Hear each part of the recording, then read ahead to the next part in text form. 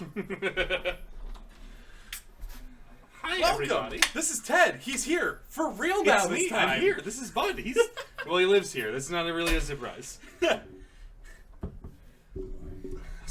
at that! It even posted in the Timing. Discord. We're doing great. Oh man. Hey Joe, how are What's you? up, man? Oh, that's Hi, a lot Mike. of hydrates. Hi, Haley. Hi, everybody.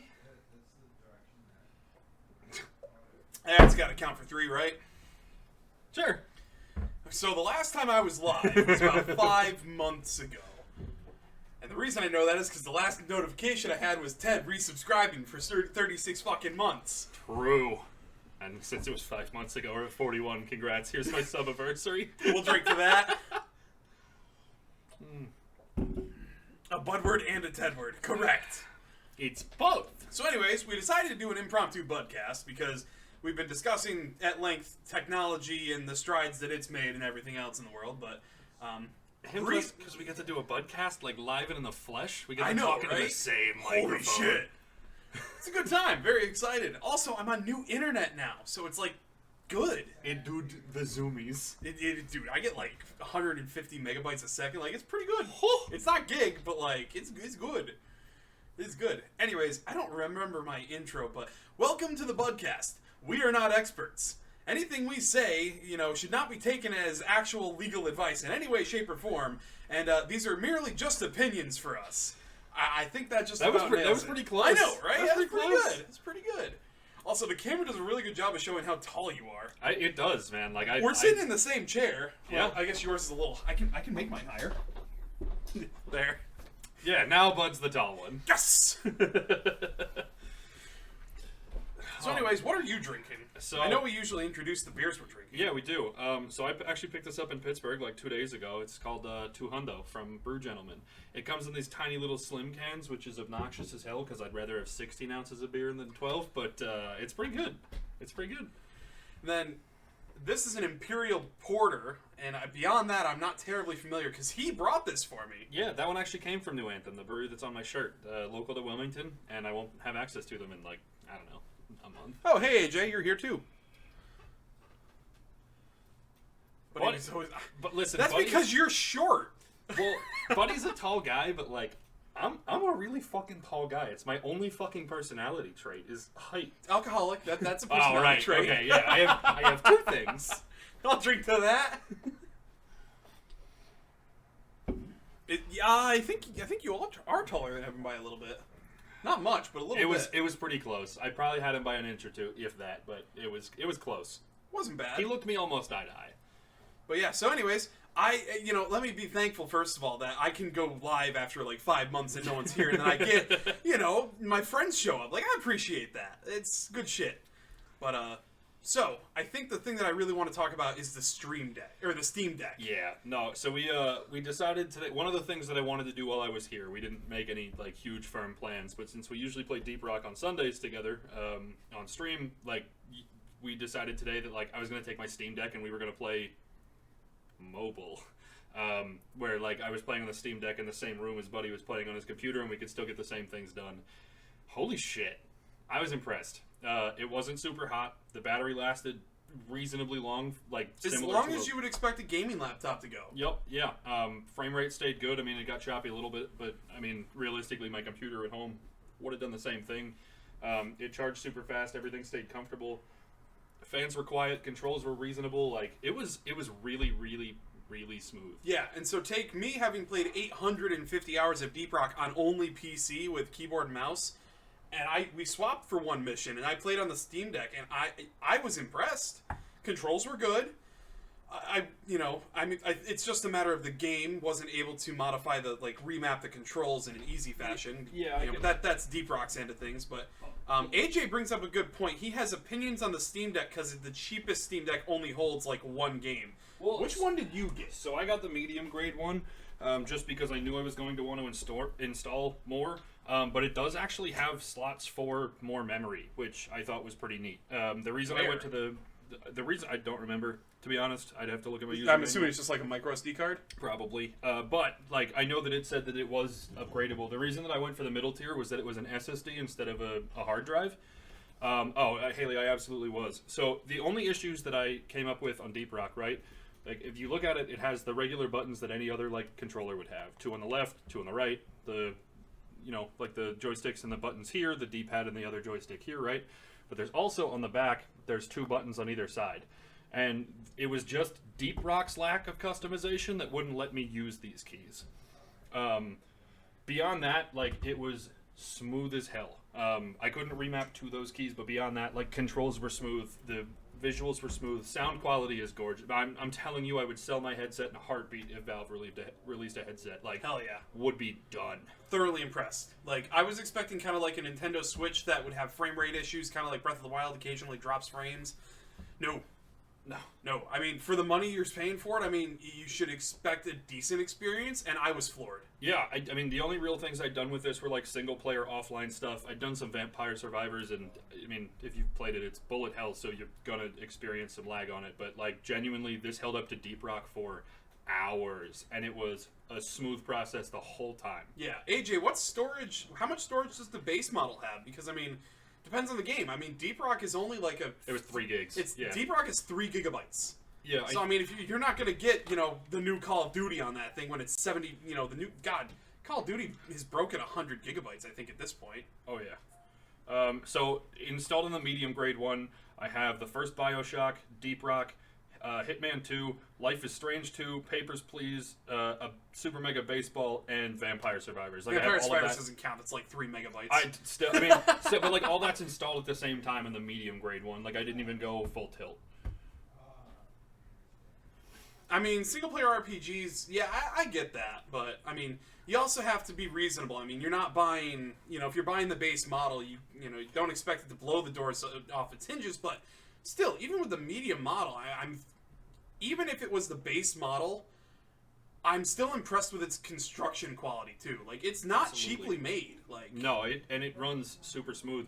I mean, in the grand scheme of things, I mean, Hitman's a 70 gig game. Like, while that may take up the whole of your base model, like, in the grand scheme of things, the fact that I have that installed plus 6 other games, even if 2 or 3 of those games are tiny as hell, like, grand scheme of things is yeah.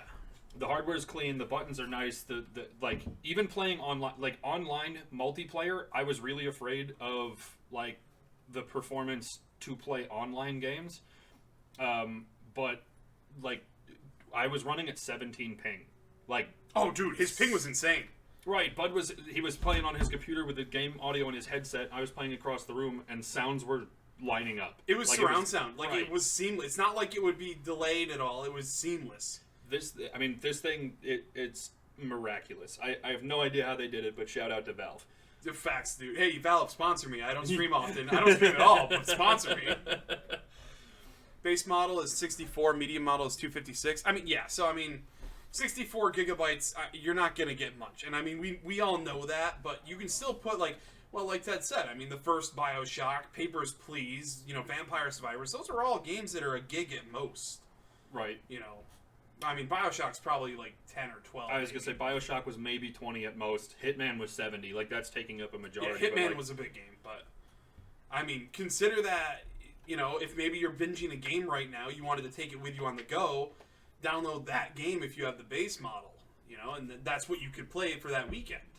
Right, and in the grand scheme of things, because it's got access to your whole Steam library, like, if you can get online, I finished this game or I don't need it. Like, realistically, I'm going to install the next one. I'm going to be home next week. I don't need to play Deep Rock again on this machine, right? I can uninstall it and free up that space again. If you're playing through one singular game, like, you can play through that game and then uninstall it. You have access to your whole Steam library at any given time. It's fantastic. Yeah, yes, Bud is streaming. I know, it's crazy.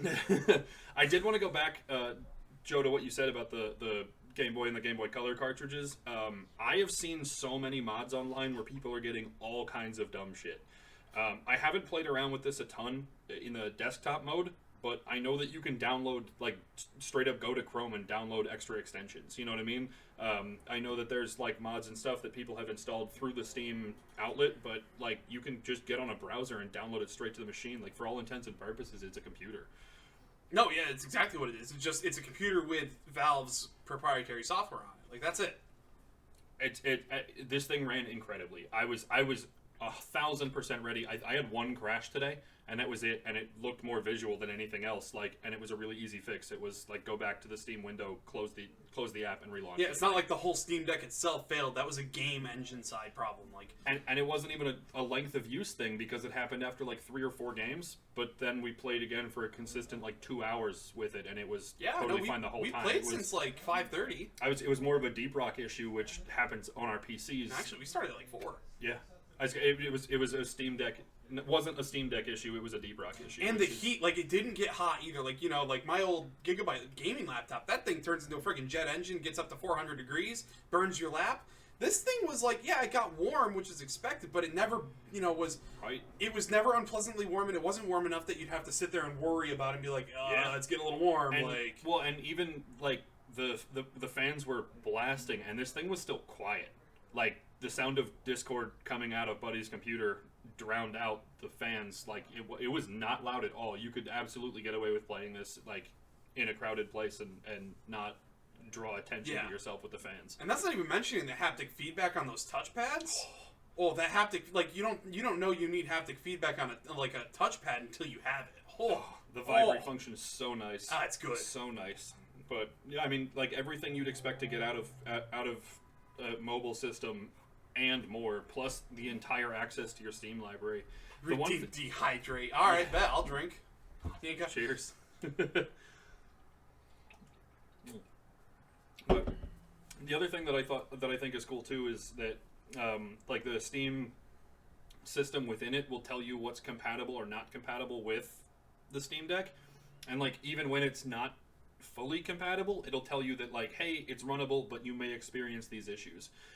Like the one with Deep Rock, like, it was mostly compatible, but the issue you may run into is small font.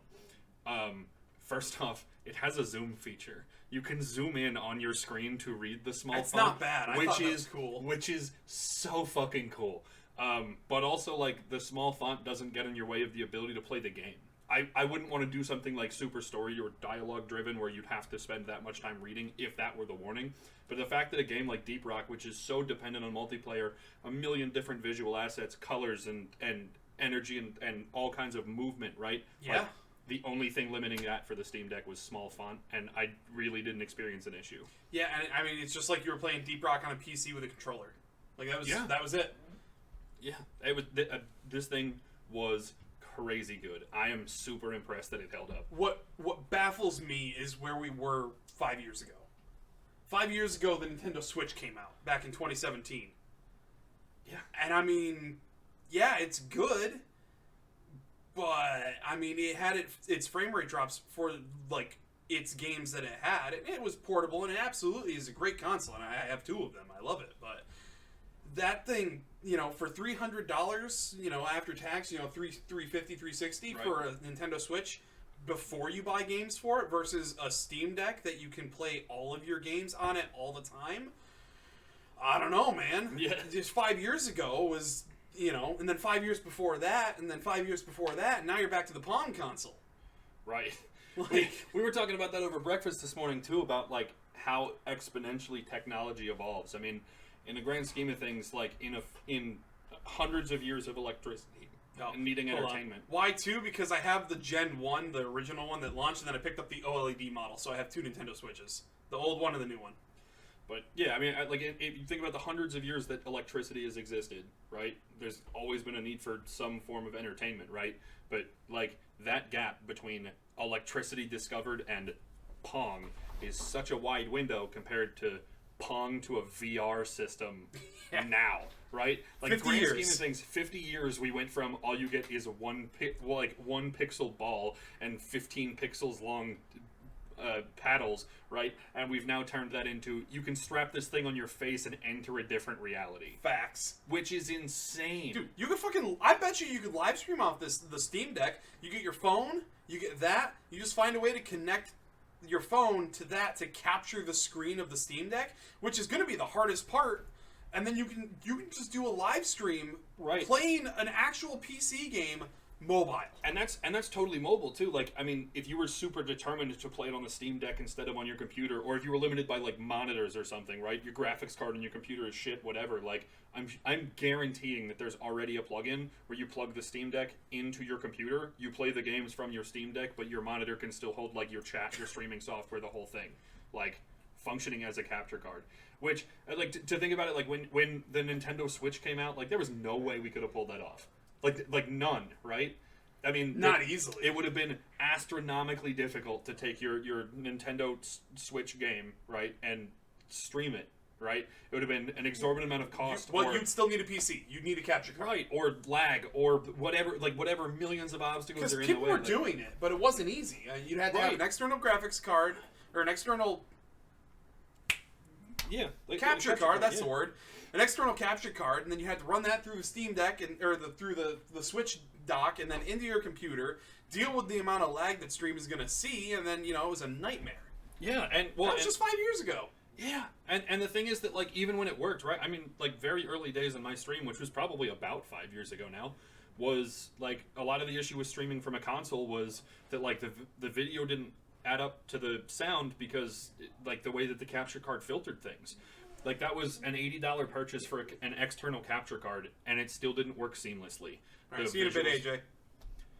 Adios. But yeah, like it wasn't even flawless then. Like, I'm almost betting that if like I don't know that I could do Deep Rock genuinely, but like if I decided to stream Vampire Survivors, which is a really low burden on this machine, grand scheme of things, like you'd have to find a way to like manage your chat and stuff, because you obviously can't have two windows open at the same time comfortably, but like to be able to play Vampire Survivors, right? Like your phone is a camera and chat, and then all you got to do is import the video feed. Right, you could realistically make that function easily and affordably. Versus 5 years ago, 5, 6, 7 years ago is when we finally started getting phones that were just simply strong enough to live stream themselves.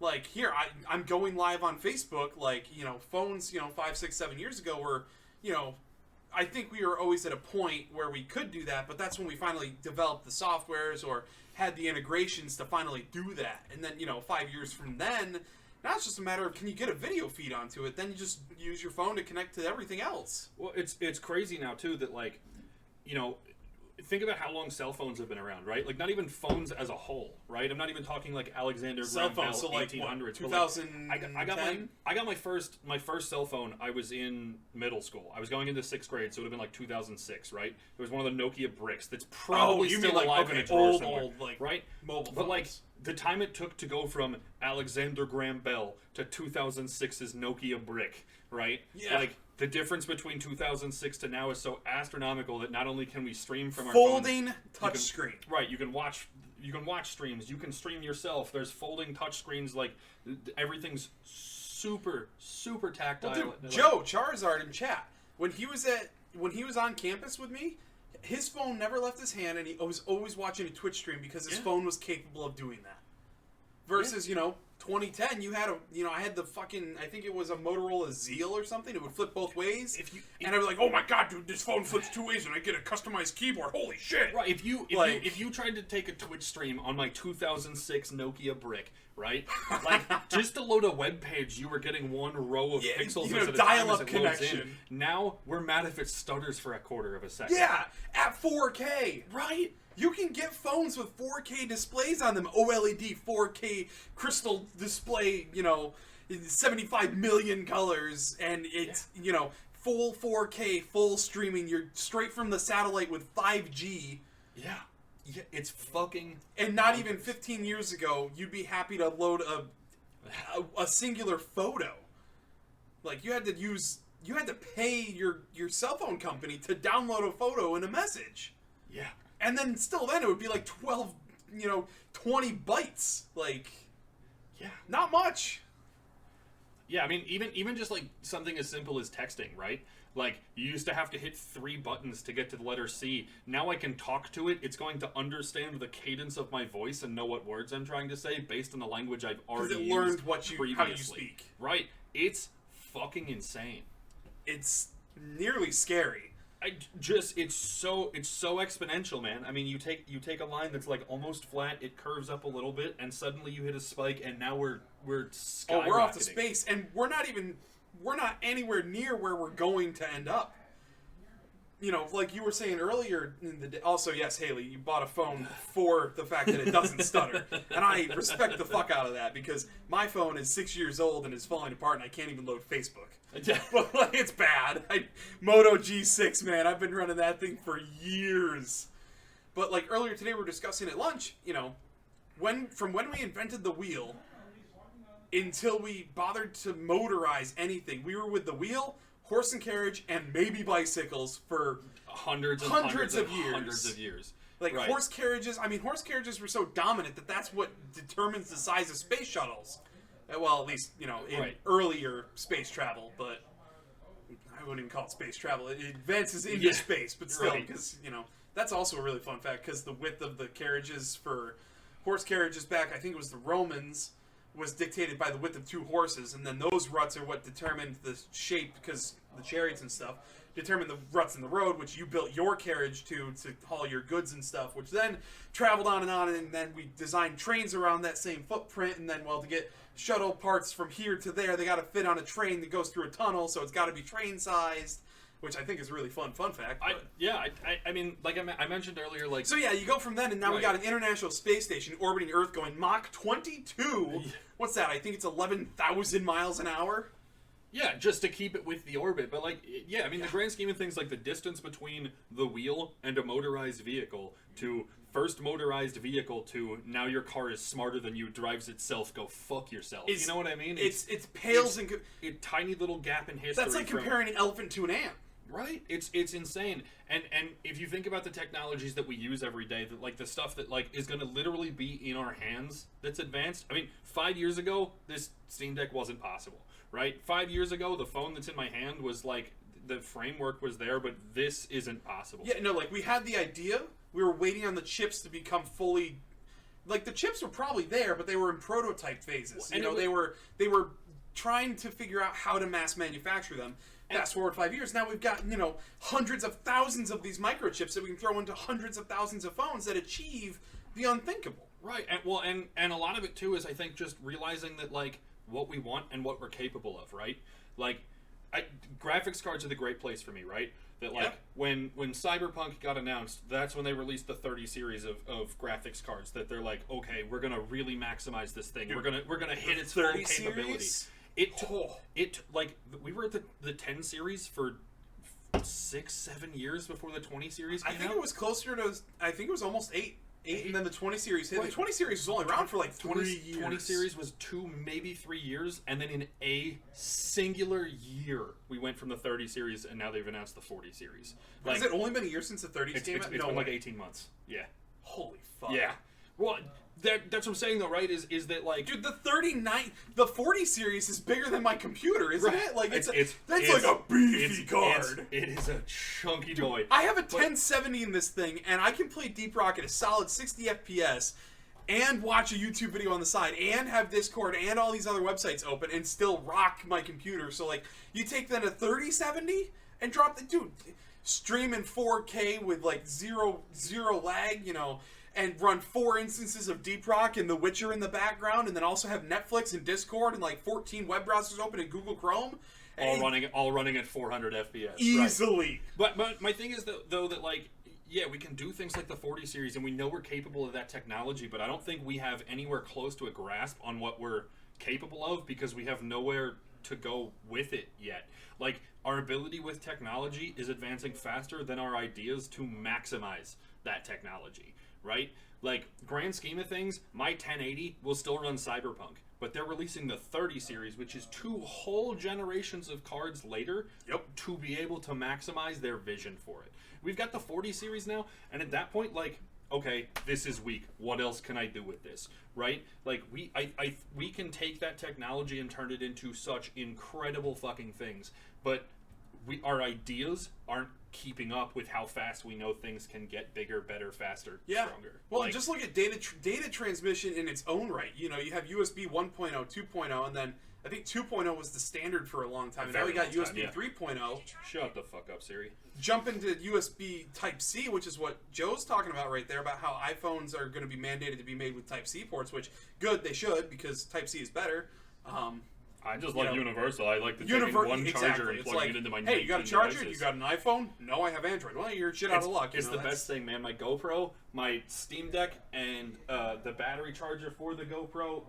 I have 5. Your wireless charger for your phone. Right, I have 5 things in my fucking backpack. All Type-C. Right this moment that are Type-C, and then the iPhone's like, hey, but what if? Fuck you. Yeah, so now you have to, and then obviously like environmental wastes, like electronic waste, having to have proprietary like charging cables, which. I mean, I get it. You want to make money too, but I don't want to get into the politics of that. But again, USB 3.0 data transfer speeds. I don't know the numbers, but I know that Type-C is infinitesimally faster. Type-C is the connection you use if you're hooking up an external graphics card. Right, that's the same as just directly interfacing with the motherboard. I bought myself a laptop last week. I told myself if I get some free time, this will give me the opportunity to edit some videos and stuff while I'm on the go, right? And the idea now that I put 70 gigs worth of shit on an external hard drive since day one. Yeah, Haley, it took less than a minute for me to plug in the hard drive, install the files necessary to make the hard drive compatible with the computer, then to take the information, put it from my computer to this hard drive, unplug it into the laptop, reinstall the files on the laptop, and then move the files into the laptop. It took less than a minute for all of that.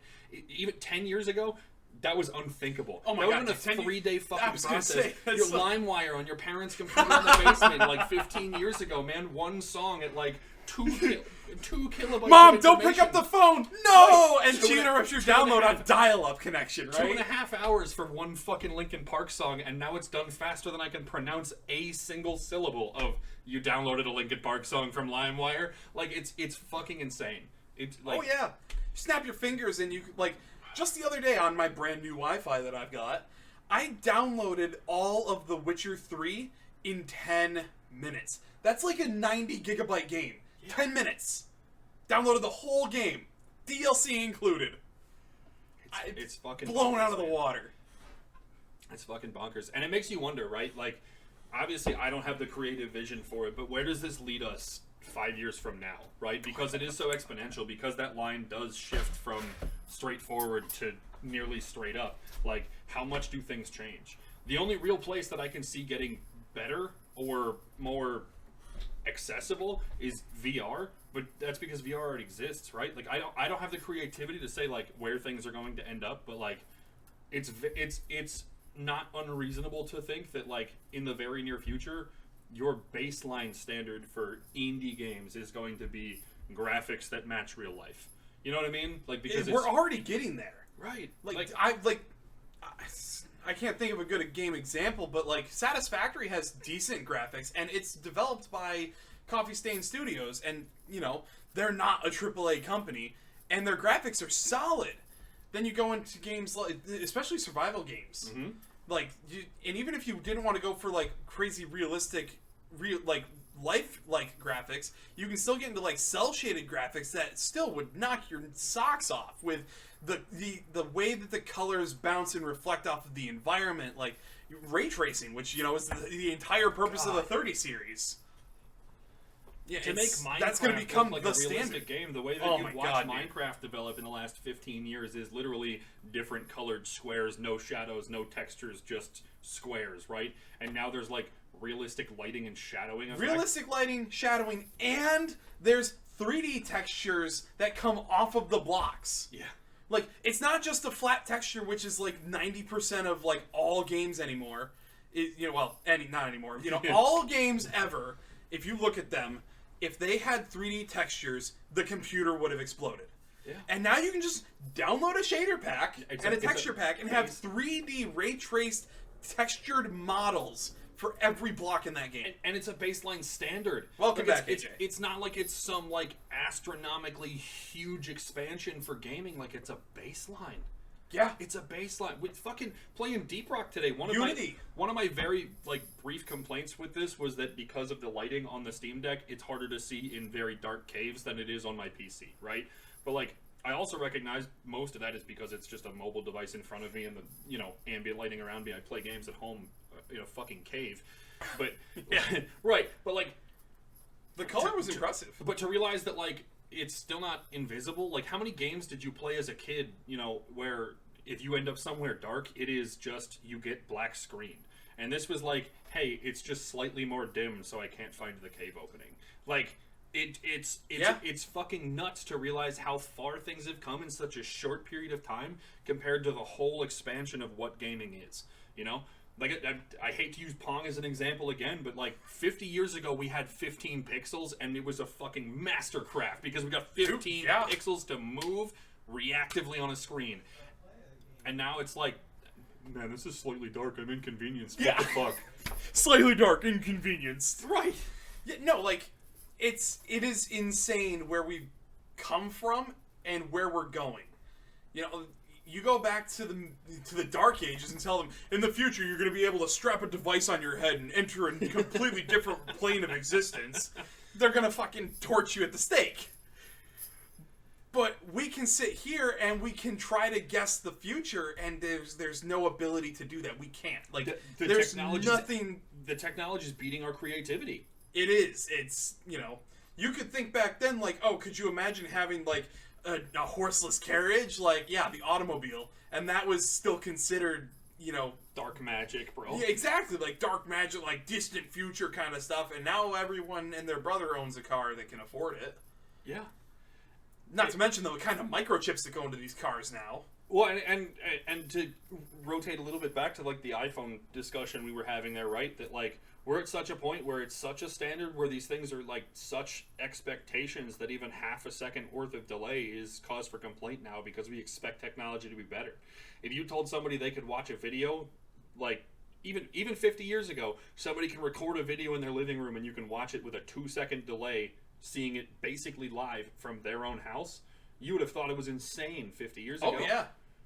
And, like, in HD quality. Yeah.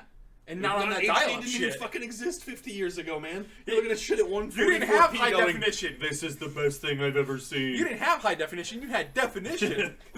Like, I can definitely see that those are supposed to be humans. Yeah. Like, yeah, video games look like your standard bank camera now. Yeah. And then you start getting, like, Horizon Zero Dawn is a great example. If you zoom in on Aloy, the main character's face, she has, like, you can see on her cheeks, like, very, very small little hairs. Like, who the fuck would bother to include that? Why do you need it? But we can see it. It's there. Yeah. Unnecessary, but, I mean, it's there. Mario's mustache in Super Mario Odyssey. Right. When they announced hair. Yeah, when they announced Super Mario Odyssey, the internet exploded with memes about, like, Mario's mustache and animators at Nintendo being told that they couldn't go home to their families because they needed to add more hair to Mario's mustache. Like, come on, right? Like, and it's insane. And it's the kind of thing that we take for granted, right? Like, the one that kills me is, like, sports games specifically, right? Where, like, think about the turnaround time to just change rosters, right? Some dude gets signed as a free agent, an undrafted free agent to an NFL team. And within 2 days, he's got, like, accurate stats to his skill level on the correct roster with a character model that looks exactly fucking like him. You know what I mean? Yeah. Like, these are things that, man, like, when we were getting news disseminated through newspapers, it could take the news 4 days to fucking reach you. And now if I don't have it... Hey, Queen of England died, and I saw memes 20 minutes later. Right, if I don't have the information 14 seconds after it happens on Twitter, I'm outraged. But, like... Yeah, outraged that you didn't know about it 13 seconds sooner. But 15 years ago, you were waiting a day and a half to 2 days, Oh, hey, man. Queen of England died. Better get this information over to the States, you know, have that, you know, a day and a half, 2 days later, it finally hits the newspapers in the bigger cities. Right. And then it moves to the small town America, and then it finally gets there, and you're like, oh, hey, Queen of England died. When did she die? Oh, 4 days ago? Oh, wow. Right. News travels fast. Right, 4 days was a monumental occasion. Like, wow. Now it's like 14 seconds or bust. Eat shit. Like, it did not take them long to get memes about her death. Oh, and my God. That's how I learned about it. Yeah. I was scrolling through a meme app by which will remain nameless. And it's like, no, it's not that. No. It's my roommate John, by the way. Yeah, and it's like, bam, 20 minutes, and it's like, oh, hey, Queen of England died. What? Look it up. 2 hours ago, Queen of England died. How about that? Like, No, that's you make a crazy point there though, like how much of a motivator adult entertainment was, right? Like, but genuinely, like it was just like how much more of a demand can I get? You know, there's some crazy statistic out there that like 80% of Stream says hi, John. Hi, John. I think he's playing Overwatch 2 or Overwatch 2 or Valheim. Both. Well, Valheim's a It better sounded like game. Overwatch earlier, but still, like, I mean, you make an interesting point there, right? Though that like where it's just the demand for more and faster and now, right? Like, gonna sound crude, and you probably don't want to think about what your dad beats off to, but in the grand scheme of things, right? Your dad probably had some magazines still stashed away in a fucking milk crate somewhere in your basement, all right? There's a loose brick in the fireplace, and there's a rolled up Playboy in there. Don't go looking. But do people even have fireplaces in their houses anymore? Like, that's not decorative? No, instant heat, too. That's another one. On-demand hot water. Right.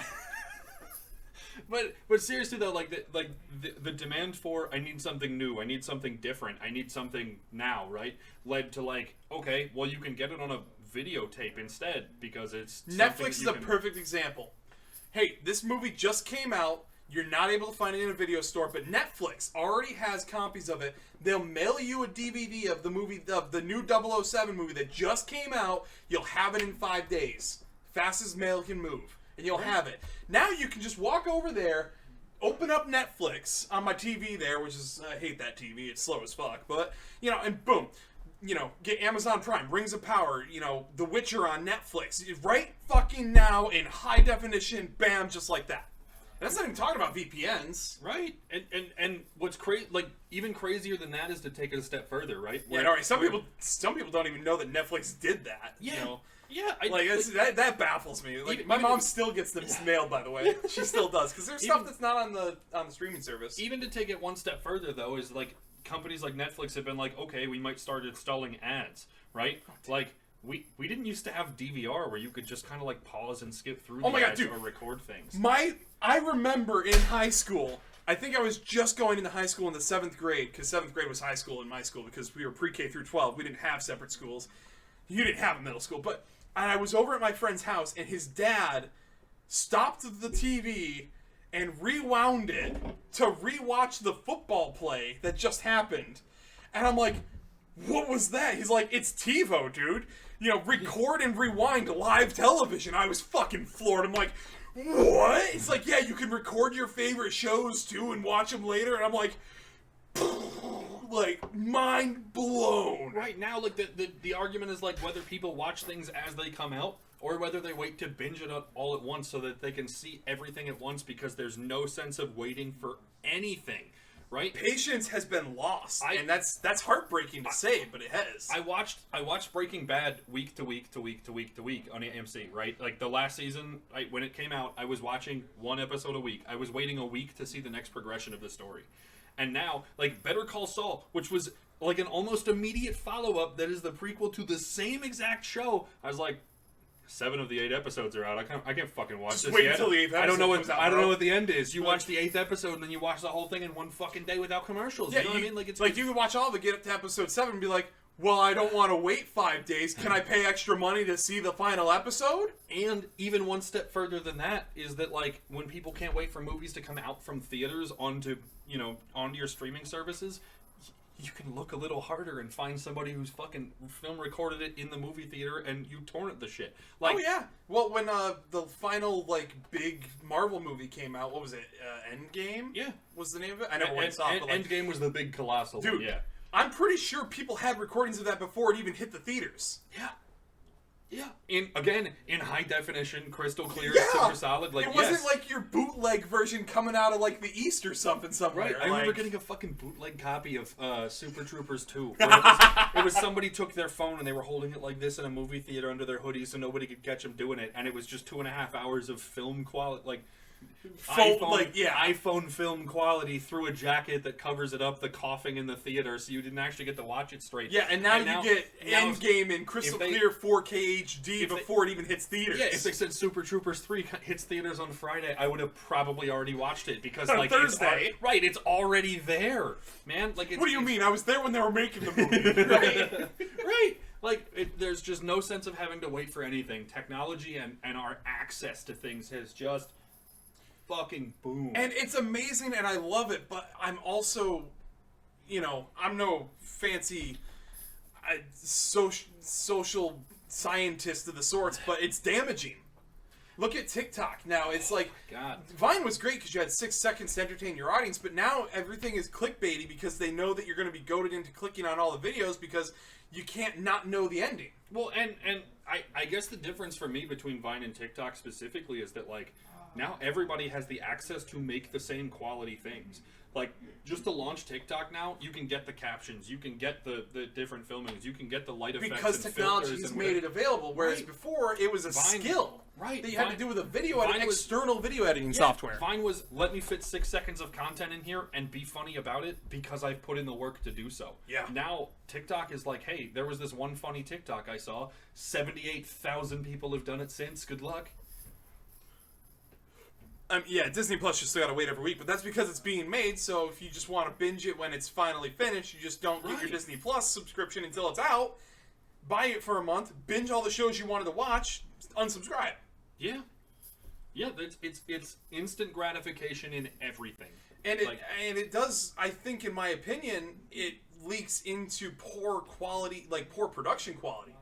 Now, I'm not saying, bigger, Disney and Amazon, yeah, they've got the money to spend, you can get, like, a good show, but now people are trying to shit out TV shows as fast as they can because they know people want them, and they're not patient enough to wait for them. Well, and to some extent, it's a variety, too, right? Like, so my stepdad talks about every single day like it's the fucking 1970s where he had 3 channels on TV, right? Like, his is always in the context of sports, but, like, grand scheme of things, when all your channels were 3, 6, and 10 for ABC, NBC, and Fox, right? Like, that was it.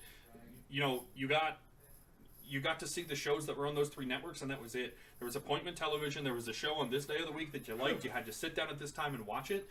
But now, like, I remember when I was a kid, and they were like, you get 500 channels of television, and now 500 doesn't cut a fucking dent for what you consider basic fucking cable, right?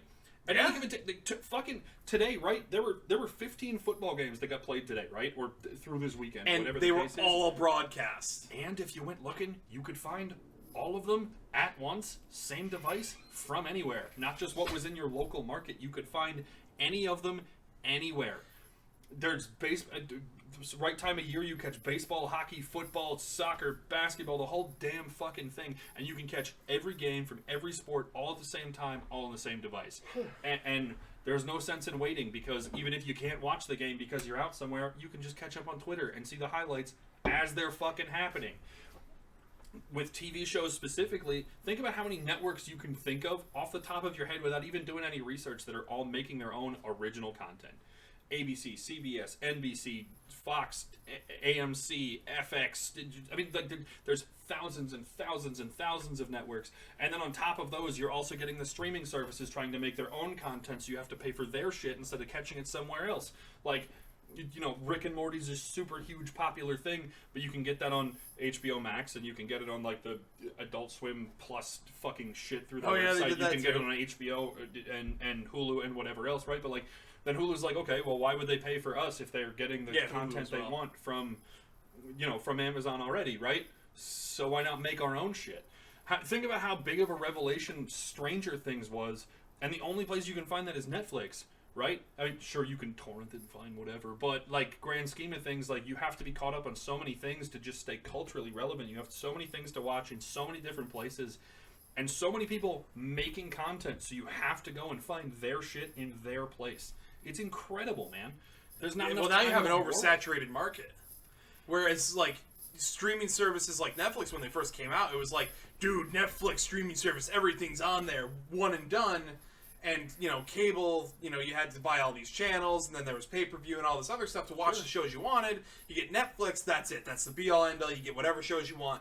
Now you've got, Hulu, HBO Max, Paramount Plus, Disney Plus, Adult Swim Plus, and now it's an oversaturated streaming market where you can only get the shows that are available to those streaming services. You want to watch all your shows, and that's, I do not support the idea of pirating things, but people could go out and just pirate the things that they want to see. And I guess what's incredible, like you mentioned oversaturation, but for me it's like you get your choice, right? Like there's a handful of things that come up that just become culturally relevant, right? That's like, true, and I don't disagree with it, but there is an amount of oversaturation because it's like you can't watch everything. Exactly, you can't watch everything. So yes, there's a whole lot of choice, but let's say there's 3 shows you want to watch. Each of them is on a different carrier versus at one point they were all on Netflix. By all means, I guess just like there's very few things that come across that you feel like you have to watch them, right?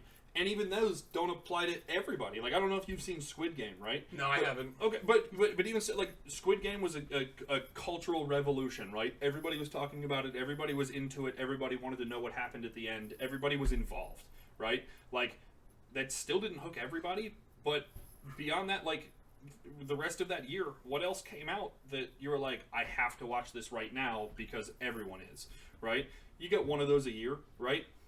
I thought that like before all of this oversaturation, I guess for lack of a better word, it was Breaking Bad, right? Where like everybody was into it. There's still people who haven't seen it, but in the grand scheme of things, like that was a cultural movement that people got involved in on network television, right? Now it's like you get one of them a year. If you bought your Netflix subscription for a month, you binged Squid Game or Stranger Things or whatever to catch the whole thing, like, okay, well now I'm caught up, whatever. But you get your choice to watch everything else.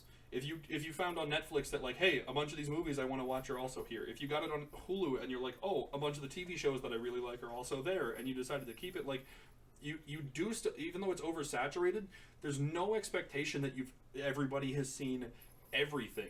You get to kind of pick and choose the stuff that's interesting to you, where you get it, and what you want.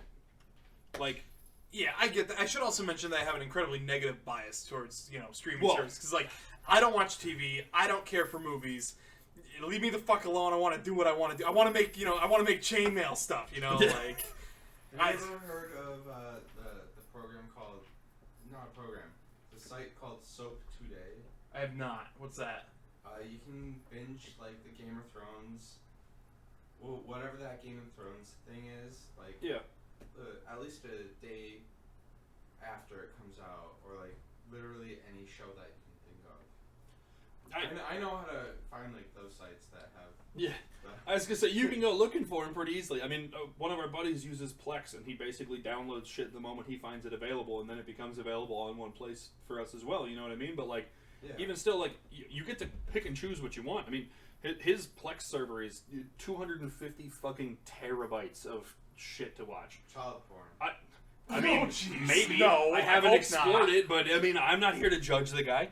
You should. I would judge for that. That was not for that. You should judge. But my idea is though that like I would never expect to get through 250 terabytes of that even stuff, 6 right? terabytes is like right. Oh, dude, 1 terabyte. You're watching for months, right? Yeah. But like, I don't think that's an expectation anymore. There's very few things that you just have to sit down and watch to keep up with everything, right? Like you kind of get to pick and choose. It sucks that it's in 18 fucking different places now, but AJ works for the government now. He's telling. But yeah, I mean, you do get to pick and choose what's important to you, what matters, and what you're interested in, and go from there. Like, grand scheme of things, if you decide that this month I want to watch Euphoria, I'm paying for HBO Max for a month. Hey, there's nothing else that interests me. I'm going to cancel it. Let's use that $15 next month to go watch Netflix because I want to catch up on Stranger Things. You can do that, right? Like, I mean, you obviously have to be paying attention to stuff to not double up and have 85 different active accounts and breaking the budget on a million different streaming services. Yeah. But in the grand scheme of things, like, you can cater what you're watching to what you want to watch. Government runs on Windows 7. Yeah, I believe that. And that's only the ones that's only half, because the other half they still haven't updated from XP. Yeah. XP was... Yeah, XP was good. I'm sorry. I sprayed a little bit of mustard gas. Oh, jeez. No, okay. While Ted's in the bathroom, please allow me to distract you with chainmail. Chainmail's cool. Tedious to make, but you laugh. But you're the one up. No. Because I know you're in. Where are you working now that you're working for the government? Like,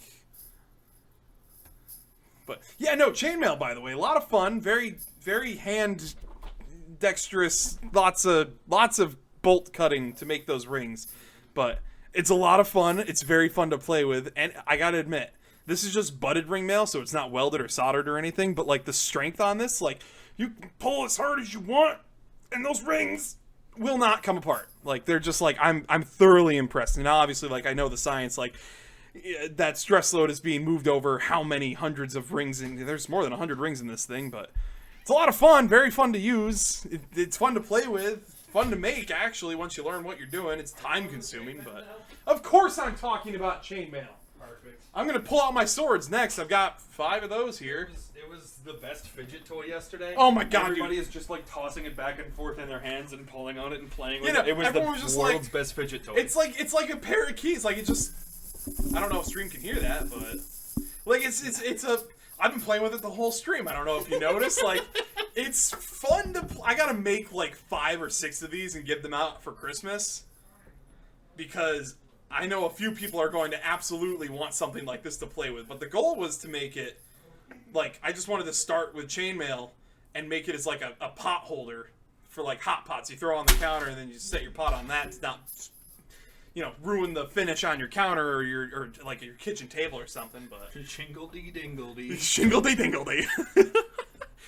Mithril. You get me the Mithril and I'll make you a Mithril shirt. Yeah, sure. Definitely. Which, by the way, fucking Lord of the Rings. I really want to watch... not to go back to content stuff, I really want to watch The Rings of Mordor. You mean the Rings of Power? Yeah, that's whatever the fuck it's called. Yeah, I want to watch it because it gives apparently so much backup. The one thing that I had heard is that you apparently get to watch Mount Doom explode. I mean, that would be cool because Like- they spent literally $1 billion on it. Like, I think it'd be cool to see the CGI, but they deviated intentionally, and some people say for better, some people say for worse, obviously, that they deviated from Tolkien's canon for the sake of the story, and I think in some regard that's good, and then in most regards is poorly received. But Well, okay, so here's my beef, right? Is that, like, what Tolkien created as canon only existed through 4 books, right? It doesn't give you precedent. It doesn't give you prequel. It doesn't establish this is definitely the thing that happened before and how it happened. You get some creative liberties if that's what you're doing, right? so. Have you heard of the Silmarillion? There's obviously things that you can't break, right? Like, you can't just be like, actually, elves are short, fat people. You know what I mean? Like, you can't, right? Like, No, I there's- get if but- there's established things that, like, have become true in what he wrote, what is canon, you can't break it in the prequels, but otherwise, you get the creativity to tell the story how you want to. I'm very frustrated at all the people like, Tolkien didn't write it, so it's not fucking real. Okay, that argument frustrates me because I agree. Like, because Tolkien didn't write it, it's not good. But there are actually a lot of supplemental books that his son pieced together from his notes and letters that fans wrote into him, and he answered those questions. Like, what happened to Samwise Gamgee and Gimli, and like they go to the Deadlands eventually. Even if that's the case, right? Like, I think so. Kind of shitty, kind of political example. I'm super sorry, but the chick that wrote the Harry Potter books, right? Like, she's come under a lot of flack in the last couple of years because her books weren't inclusive. They didn't count in, a whole lot of people of color. They didn't count in a whole lot of, like, non-cisgendered people. They didn't count in all kinds of things, right? And she would just go back years later on Twitter and be like, actually, Dumbledore was gay because I thought it while I was writing it. All right, fantastic. The books don't change. The movies don't change. Nothing about the story changes whether he was or wasn't gay, right? Like, I don't care. It doesn't affect things, right? Like, great to include people. Not necessary to say so in a tweet 10 years after the last time you wrote a fucking book was, right? I get that, yeah. But in the grand scheme of things, like, if somebody wanted to create a prequel series for it that wasn't her writing, right? It doesn't matter what's in her notes. It doesn't matter what was in her head as she was writing it, right? Like, the only thing that you can consider canon is what's printed, published, established. Tolkien's notes are great pieces of information. I think they're fantastic lore, right? Like, Yeah, because I think those got published as the Silmarillion, which establishes the lore of the world. right. And so, but it doesn't go into, like, where Galadriel was, which is where that creative freedom can come from. And it was like even that work being published wasn't published with intent, right? No, Like, it's like, we want more Lord of the Rings content. Well, here's the rest of my father's notes that I could find. Here's what I had, and we pieced it together. It's still not canon to me because it wasn't intentionally done with purpose. It was, this is a thought that maybe this could turn into something else, which is fine and dandy, but like I don't have a word for it. Like, if this is canon, it's like a half step below where it's with the writer's intent but never established, right? Like, and I can put it the half step below, but like I still feel like that you can comfortably break those things because they're not what's published, established, done. So in terms of other writings, yes, I agree. In terms of Tolkien specifically, I think I have to disagree because, as AJ points out there, Tolkien's canon does give you the entire history of creation, though, because it goes through the Fall of Numenor,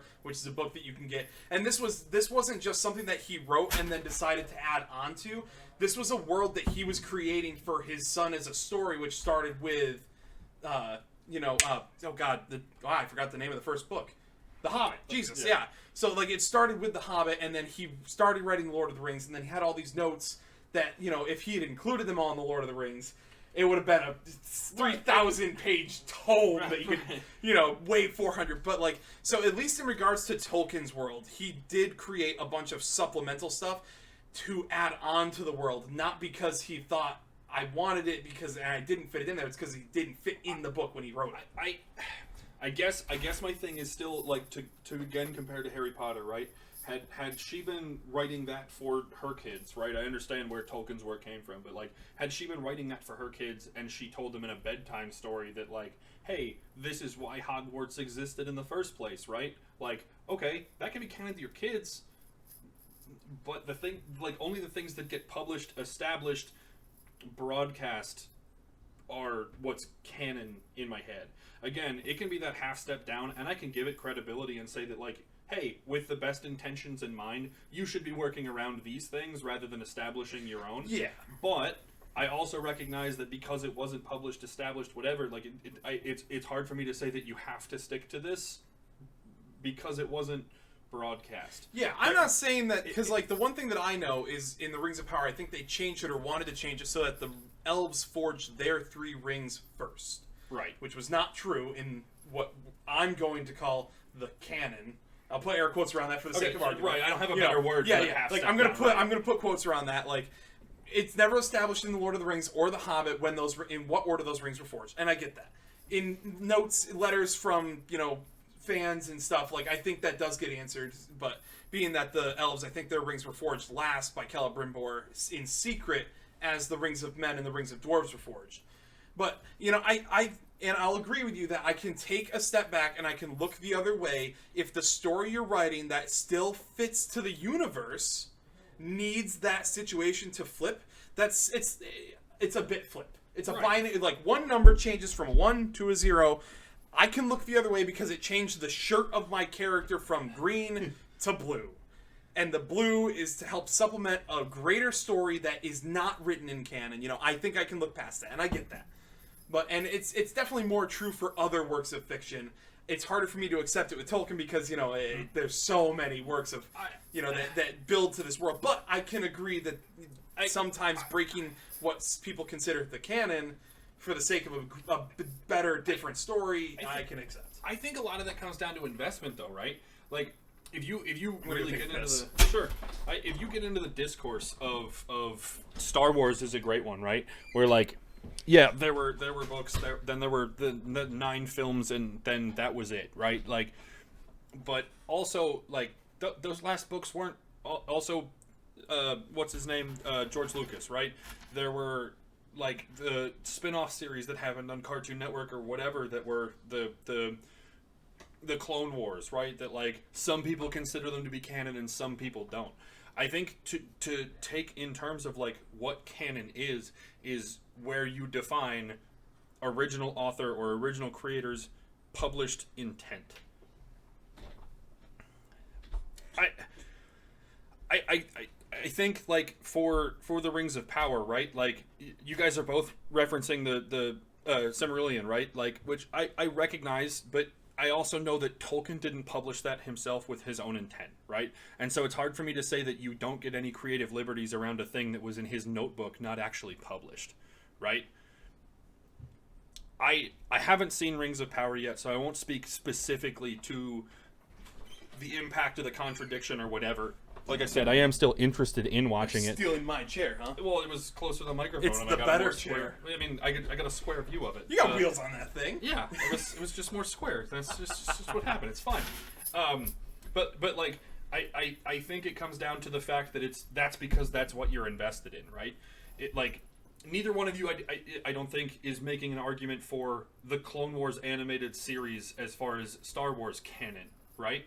Like, but that's because you don't have that investment to Star Wars, right? I think the point that you're making is this is what I have accepted to be true, what I have accepted to be comfortable, what I believe to be canon, not necessarily what is canon. I think it requires a more objective look to define it more specifically, and it's about your investment in that particular media to know what is or isn't acceptable to play around.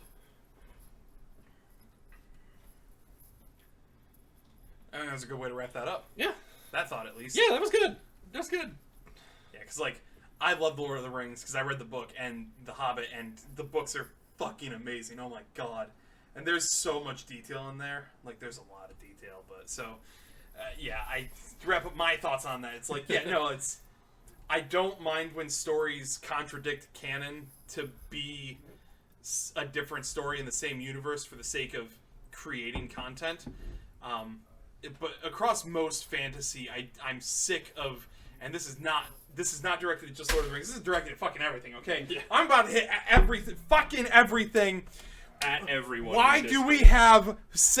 Okay, I was gonna say 70 million Call of Duties, but it's Call of Duty. We're always gonna get more of it. But like, why do we have to keep rehashing old media and you're like rebooting the series? Why get creative? Make something new. I'm sick of seeing the same shit over and over and over and over again. Give me something new. Because people are going to buy it again. Right? Exactly. That's my problem. The issue Why is... don't you make something new that'll start a new wave of things?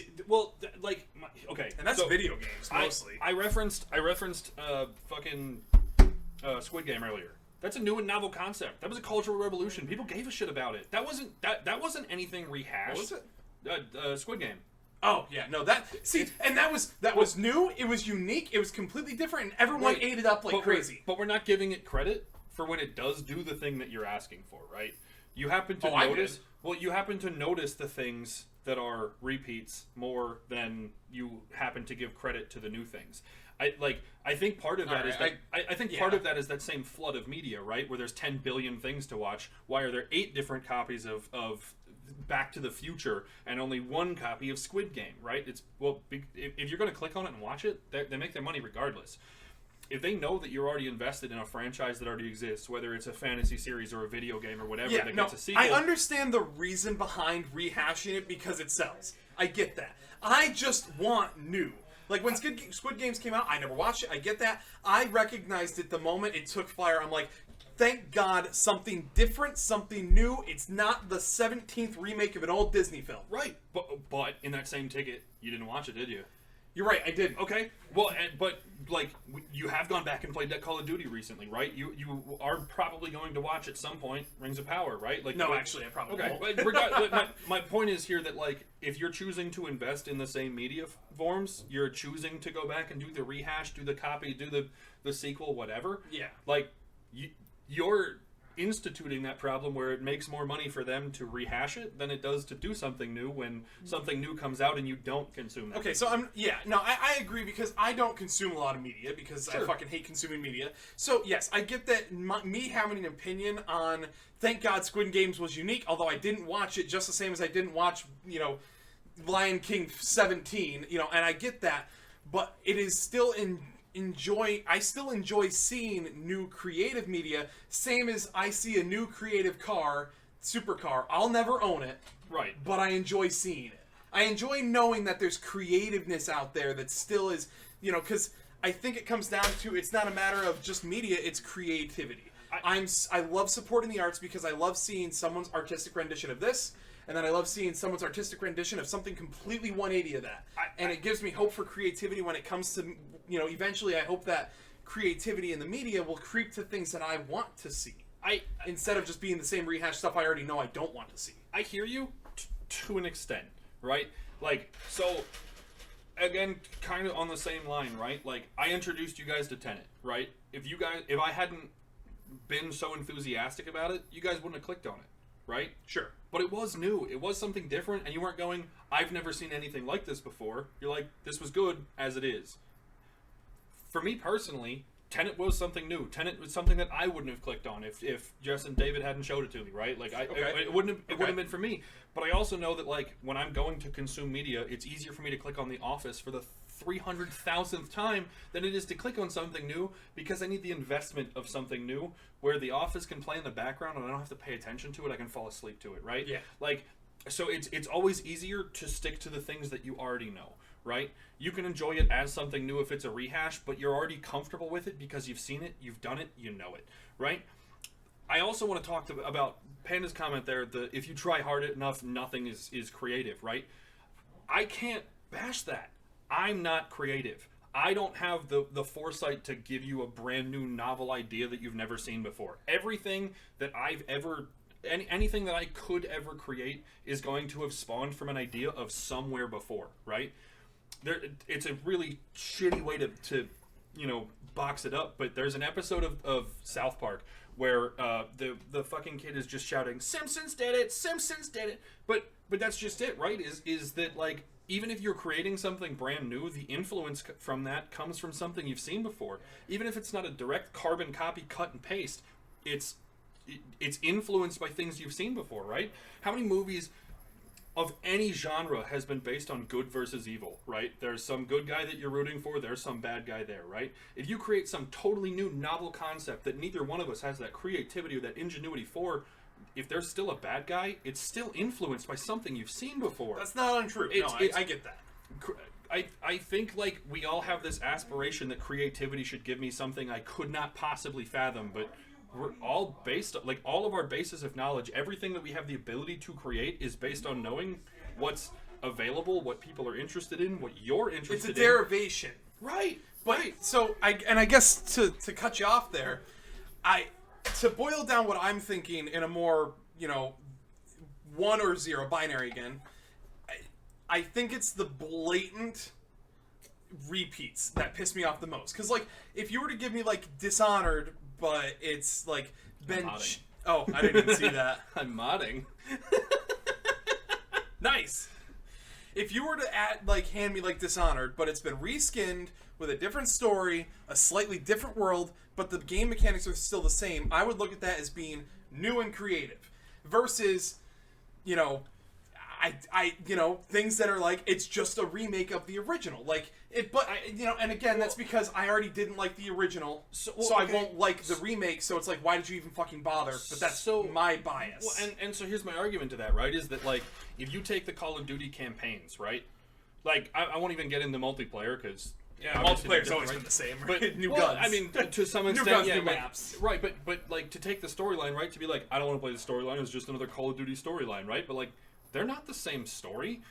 Yeah, they rehashed Modern Warfare 2 a couple of years ago when you could replay the remastered campaign, right? They weren't telling you there was something different. They weren't telling you it was alternate endings or a different storyline or different characters. They intentionally reskinned it so it looked prettier and held up to modern times, right? In the grand scheme of things, the difference between last year's Call of Duty and the one before, and the one before, and the one before, they're all different campaigns. Sure, it plays on a similar system, and yet at the end of the day, you can tell yourself, well, it's the same name. It's still just Call of Duty. Like, they're still different. There's still some element of creativity, even if it feels And similar, I'm okay with right? that, and I'll accept that. Because look at Satisfactory versus Factorio. Right. If you took Factorio and slapped a big 2 in front of it and added... We've fixed some bugs. Factorio 2, buy it for $60 again. And it's the same fucking game, but you did a bug fix and a graphics overhaul. I'm not interested. You take that, you take the concept of factory building on a 2D plane, add a third dimension. Satisfactory. Still influenced by factory building games, Yep. like Yep. but it has a drastic change to its creative element. Absolutely fucking fantastic. Loved it. Well, right, but I guess... And I so, guess my thing is, in though, Call that, of Duty, that's- to your mention, change the story, add some new guns, maybe a different time period. That's enough of a change that I'm like, you know what? All right, I can try it and I can attempt to like it. It's the blatant, like, we're gonna remake Lion King 17 times. That's the thing that pisses me off. I guess in that stroke though, right, that like they haven't added creativity. They haven't added variety to you from factory building, right? From Factorio to Satisfactory by adding a third dimension. The only thing they're adding is a different perspective on the same thing, right? Sure, maybe the math isn't exactly the same. Maybe that's a good argument. Well, I'm just like, but it's the ability to see the same thing from a different point of view. If it's a movie, it's the same idea, right? How many times have you watched a superhero movie, right? That like at the end of the day, it's just this guy's got different powers, but it's the same basic premise, right? Like if you're looking hard enough, you can find holes in every single piece of creativity. But that media can be totally new, not the same storyline, not the same hero, not the same enemy, not the same conflicts, right? Like, but at the end of the day, you're looking for it to not be creative. It's easier to say, I want something new, different, and exciting instead of another superhero movie where they punch some guys, right? Like, I think the issue is our perspective on it, where that's the only value you can see in it. You're not appreciating the differences from what does already exist. And in the grand scheme of things, like, I know Ghostbusters is one of the ones that got that big fucking social media blowout where they, re-scripted the entire first 1980 whatever Ghostbusters and they just added a female cast, right? And you're like, this isn't different, this is the same fucking thing.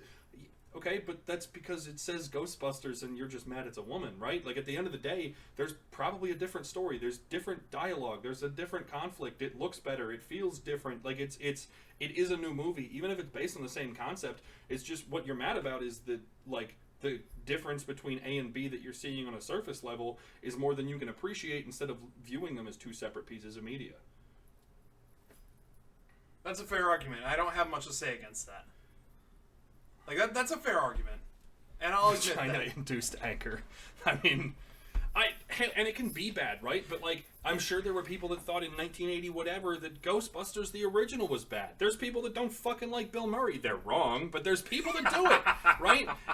And like, but I'm just saying that, like, it's if your argument, like, the movie can be bad, but if your argument is it's bad because it was the same thing I already watched, then you're not looking for the differences. You're not looking to interpret a new thing. You're looking to compare it to the thing you already know, and then it's not fair to, like, chastise the creativity.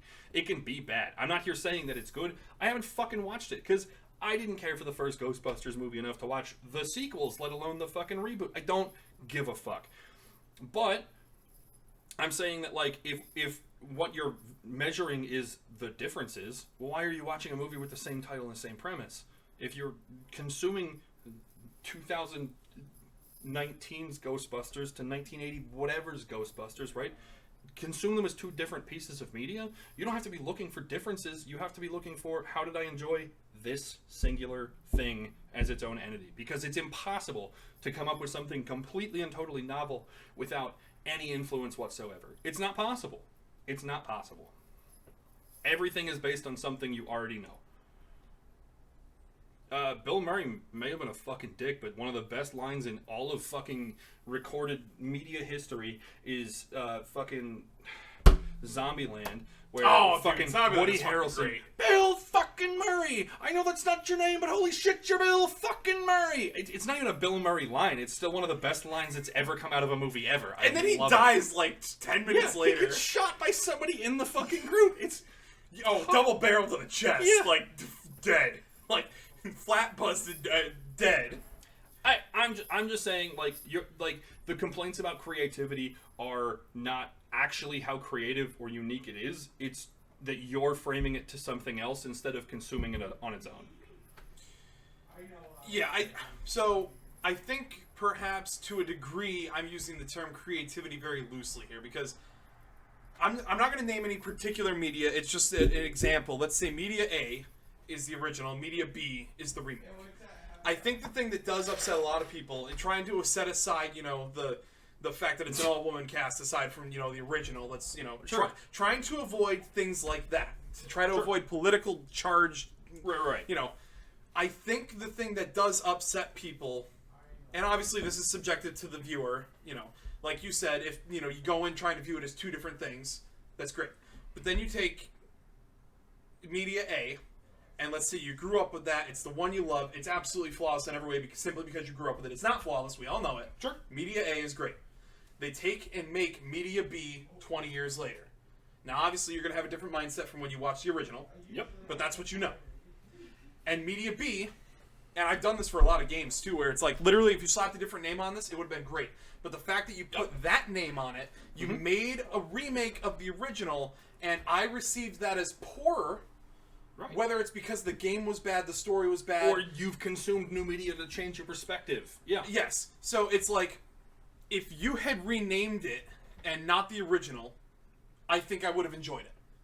Versus you tried to follow the original and you put a spin on it that deviated from what the expectations and original writing, original gameplay, original whatever from the original. You've deviated so hard from what it was that it makes anyone who consumed the original and loved the original, it makes it difficult for them to enjoy the new one. Versus if you had taken the original, taken the influence from it, Sure. Taken creative nuances from the original, Sure. made it under a new title. So I think it's easier to receive as in a positive light because you're have a trying similar- to follow that up. I have a similar train of thought, right? Yeah. So one of my favorite books, I read it in middle school, was called Ender's Game, right? I read that too. Ender's Game was fantastic. It's one of my favorite books It's been a that long I've time, but it was a good ever book. read, right? Basically, in Ender's Game, it's going to basically a battle camp school, right? For space. In space, without gravity, in 3 dimensions, and you had to learn different tactics, right? So one of the big plot points in the book is he's learning his strategies is the guns that they're using don't kill each other, but they freeze, right? They will freeze your body, and that's how you become out in these battles against each other, right? So rather than just trying to navigate 3 dimensions, what's in his capabilities is he shoots himself in the knees, and then he can use his knees as a shield. You can't refreeze his fucking legs, but he can hide behind his own legs in a 3rd dimension and give himself cover in an otherwise empty room, right? Which is brilliant, by the way. First off, as far as military strategy for wars that can't brain. exist, brilliant. Fantastic book, and I recommend it for anybody who's interested in that kind of thing. However, right, they made a movie maybe 10, 15 years ago about Ender's Game. I thought that was more recent, actually. I feel like it's close to 10. But, well, let's find out. We have the glory of the internet. We're talking about the internet and all this. We might as well look. Why am I getting an ad for my own stream in my own creator dashboard? I don't know, but that is funny as fuck.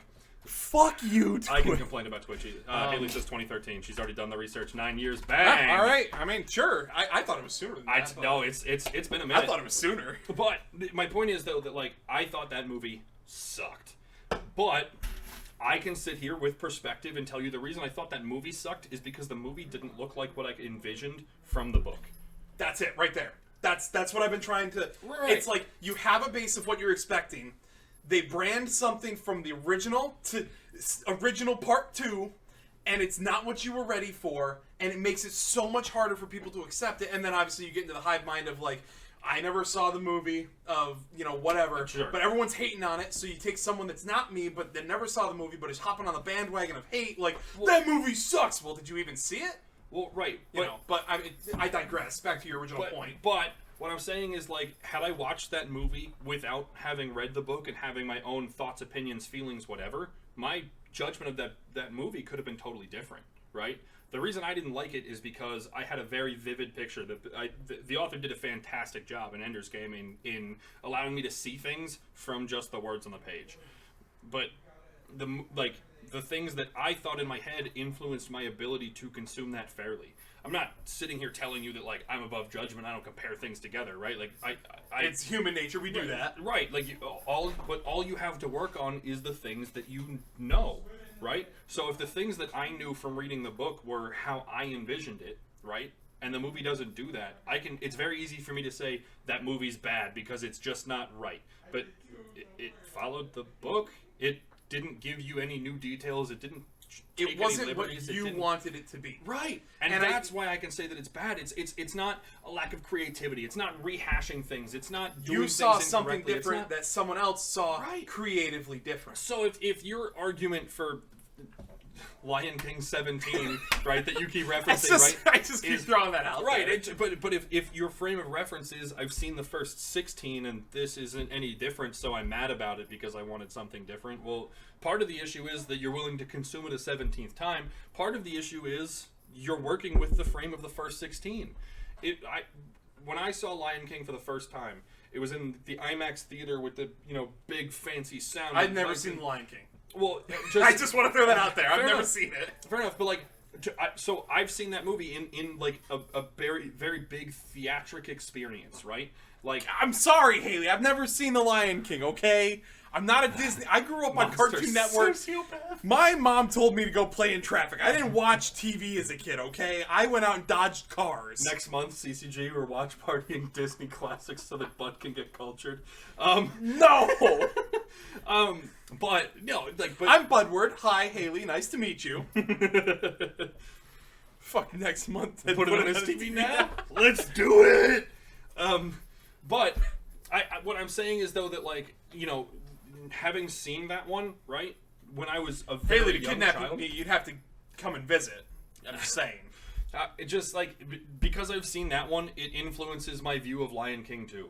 Versus, if I had grown up 5 years later and seen Lion King 2 before Lion King 1, maybe I thought Lion King 2 was a better movie, because then it frames the reference for going backwards to see 1. You don't, like, it's a complete and total misconception that humans have, like, creativity, right? You can adapt ideas to be something that aren't the same as what they were before, but you can't work with a completely empty slate. Not to circle back too hard, but I think that's our limitation with technology now, right? Is we're talking about things like VR. I was thinking about that, I'm not gonna lie. Right, like, but the issue with VR is not that it's bad or that we don't have the technological ability, it's that we don't have the creativity to do anything with it, right? When the Wii came out, right, the Wii was so ahead of its time because all you could do was fucking swing your arms and go bowling, and that was fucking it. Otherwise, like, we didn't have the thought at that time as to what a range of motion with a controller in your hand could do. You give it an extra 5-10 years and VR comes out, and now fucking, what is it, Blade and Sorcery that you can turn into fucking Yoda, just pick people up with the fucking force? Oh, like, yeah. That wasn't, that wasn't a concept. Beat Saber. That wasn't a concept when the Wii came out. Like, the hardware... But it laid the foundation. Right, the hardware wasn't there, but the creativity came from, we're doing this, like, we've thought about it, there's another frame of reference, and now we can match the technology, not... something completely, totally brand new and novel. No, I agree, and I think that that's a really good way to more or less wrap that up. And I think the ultimate be-all, end-all of this whole conversation is that there's the beauty is in the eye of the beholder. You and I can like different things, and we're allowed to do that. We're allowed to be opinionated about what's good and what's not, and you know, we live in a place where we can do that freely. Like, and taking a step back to acknowledge you could have hated Ender's Game movie, and I read the book forever ago. I could watch that movie and then hate the book because the book wasn't what I thought the movie was going to be. Right. It works both ways, and it really comes down to what you Quinn. choose to like. Quinn! Hello! Welcome to the Budcast. I don't know how much longer we're going to go. It's been an hour and 20 minutes, but I mean, I could keep talking. Yeah, I know, right? So many things to say. Normally, Budcasts only last an hour, but that's when we were doing like a 6-8 episode series, season 1, season 2, and this is just kind of an impromptu thing because Ted's here.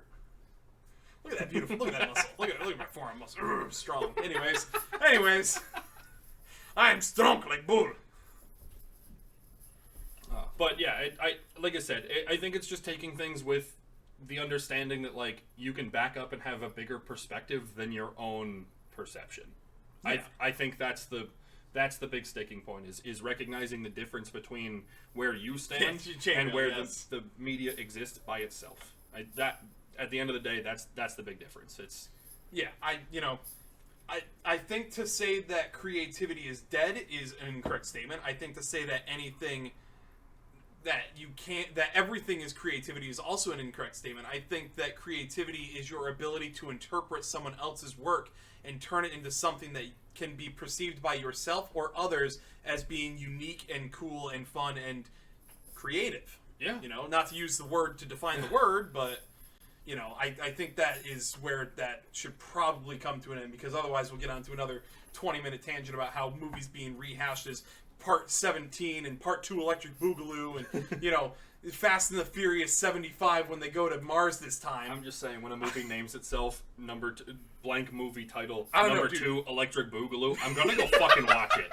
If they're indulging my memes, dude, I'm in. I don't care what it is, we're doing it. I mean, like, shitty movies, Willy's Wonderland was the best, worst movie I've ever seen. And the worst movie I've ever seen, when's the sequel? Like, Willy's Wonderland was fucking... literally, like, it's an hour and 10 minutes of Nicolas Cage Silent, by the way. His character doesn't have a name. His character, the closest he gets to having a line of dialogue is "Nyah!" as he murders an animatronic with a shiv. I think it's a broken mop handle. Like, best worst movie I've ever seen. When's the sequel? Like, it's miserably horrible. Miranda was here to watch it with us. It was an awful movie, and I want to see the sequel. It was so fucking bad. But being, again, obviously, expectations. Went going into it expecting it to be a bad movie. It was an awful movie. Great, I want to see the second part. If I went in thinking it was a good movie, I'd have been like, this is the worst movie I've ever seen. It belongs in a dumpster. It's going in with a perspective that's further back than your own. Yeah, so, when you can, read the book, and then you go into something else with expectations of the book, and then they decide to change the canon on you, you're like, that's not what it should be, because I read the book, and I was expecting XYZ, and this did YZX, and to loop back into that conversation that I ended, more or less, because I'm good at doing that. Anyways, welcome everyone to the Budcast. Yeah, welcome. Now, an hour and a half in. How y'all doing? What are you all saying? I wasn't even paying attention. F and F in space. What is F and F? When are we getting Buddy 2 Electric Boogaloo? When I find someone who's willing to marry me and have a kid, that'll be Buddy 2 Electric Boogaloo. Its first name's gonna be Electric, the middle name Boogaloo, and then it's gonna share Buddy's last name. Electric Boogaloo Adams. Yeah. Please come to the office. You're not allowed to have a nickname, son. It's Electric Boogaloo or nothing. You're no son of mine. What if it's a daughter? Electric Boogaloo. It's gender neutral. You're the sequel. Buddy, discuss meat next? I mean, what about it? Fast and Furious saga. Oh, Fast and Furious. Yeah, no. Fast and Furious is... the first one was great. The second one was really good. And then I didn't watch any of the other ones, so I don't think I'm allowed to have a necessarily amazing opinion on those. And like I said, I can sit here and just be like, they're bad because it's drive fast, go burr, family, I'm Vin Diesel, right? But to the right person that enjoyed that kind of media, they're like, yep. Fast 17, dude? They're going to Mars? Let's go! Like, come on. And I'm sitting here like, yeah, the first one was good, the second one was great, and then I skipped the next 6, and they're like, hey, we went to space, which I don't even know if it's a meme or they actually did. I'm pretty sure they did. Like, even if they did, whether it was a meme or not, I'm just like, okay, that's a hell of a deviation, but that's because I haven't seen the rest of them to get up to that point. But, I don't know, man. Because wasn't the second one, weren't they, they were going to, some under mountain pass from New Mexico or from Mexico into the United States, or the United States into Mexico or something? I think that was the second movie? Yeah, that's I don't know. I mean, they weren't bad movies, I gotta admit. The first 2 were good. I enjoyed them. They were fun when they were... Oh, that was the third one? I didn't see the whole third one. I think I caught the ending of it then. Oh, was the second one Tokyo Drift? Was the second one Tokyo Drift? I thought so. Oh, I don't know. Oh, now I'm struggling. I don't know. Like I said, I didn't watch It's been forever. Yeah. That one actor, I don't remember his name, that passed away during the filming of 7, I think? Paul Walker, yeah. Paul Walker, yeah. That was actually... He wasn't a bad actor either. That was upsetting. Hydrate? I mean, I suppose... Hydrate with beer. Twice? Yeah, here's the other hydrate. But yeah. Anyways, yeah. Chat, what do you got for us? We've been talking all this time and listening. You got anything you'd like us to discuss? I mean, I know AJ talked about discussing meat. I mean, sausage, superior meat. I will take no contradictions. Nah, dude, I'm sorry, venison. Like a proper cooked venison steak. Oh my god, venison's good. This isn't even me talking shit about other meats. Venison sausage. Sausage is so versatile. Oh, man. It's so good. Beef is nah, dude. Nope. Sorry, no. Beef is good, and I love a steak. Beef is just red meat chicken. No matter what you do to it, it's still just beef. So what's the best meat? Sausage. I don't think you can say sausage is meat because there's pork, there's beef, there's chicken sausage. Right, well, I'm gonna go. I think sausage is a way it's prepared. I'm gonna go pork sausage. It's all right. Pork sausage because it's versatile. Because I kind of like the rule of the cube. Okay. Sausage is a way to prepare the meat. You can have chicken sausage. You can have venison sausage. You can have beef sausage. I'm just saying, I know a few people in this chat are very familiar with the rule of the cube. Yeah, I know, right? He's actually here Mike, for real. I'm here, touching myself in the flesh. Can't touch butt, I'm a hologram.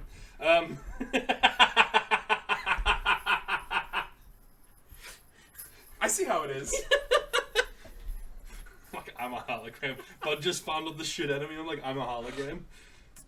Yeah, oh no, we absolutely started arguing about the rule of the cube, and it's because, like, okay, so, alright, we're doing this, I guess. Okay. So, the rule of the cube, for those who don't know, take a cube, it has 6 sides, right? And using these 6 sides, and then there's also, I would argue that there's the rule of the cylinder as well for edge cases, which don't necessarily fit into the rule of the cube. But anyways, for the sake of argument, the rule of the cube, 6 sides, if you take the top side and the bottom side, that's a sandwich. So anything that has a top and a bottom that encases something else, whether it be meat, vegetable, fruit, other, I don't know what other's going to be, but, you know, filling, then it's a sandwich. Same with right and left, it's just a sideways sandwich. But if you have right, left, and bottom, that's a taco. Or sub. Or sub. I'll argue that it's a sub. But as soon as you cut that submarine roll in half, that's a sandwich now. You don't have the bottom anymore. You cut the bottom in half. You have top, bottom, that's a sandwich. So, a hot dog is a sub. Now, I think you can see where this might get people angry, because Pop-Tarts are ravioli, because they have all 6 sides, or they're calzones. Because they have all 6 sides. Yeah. You know, just the bottom, that's an open-faced sandwich.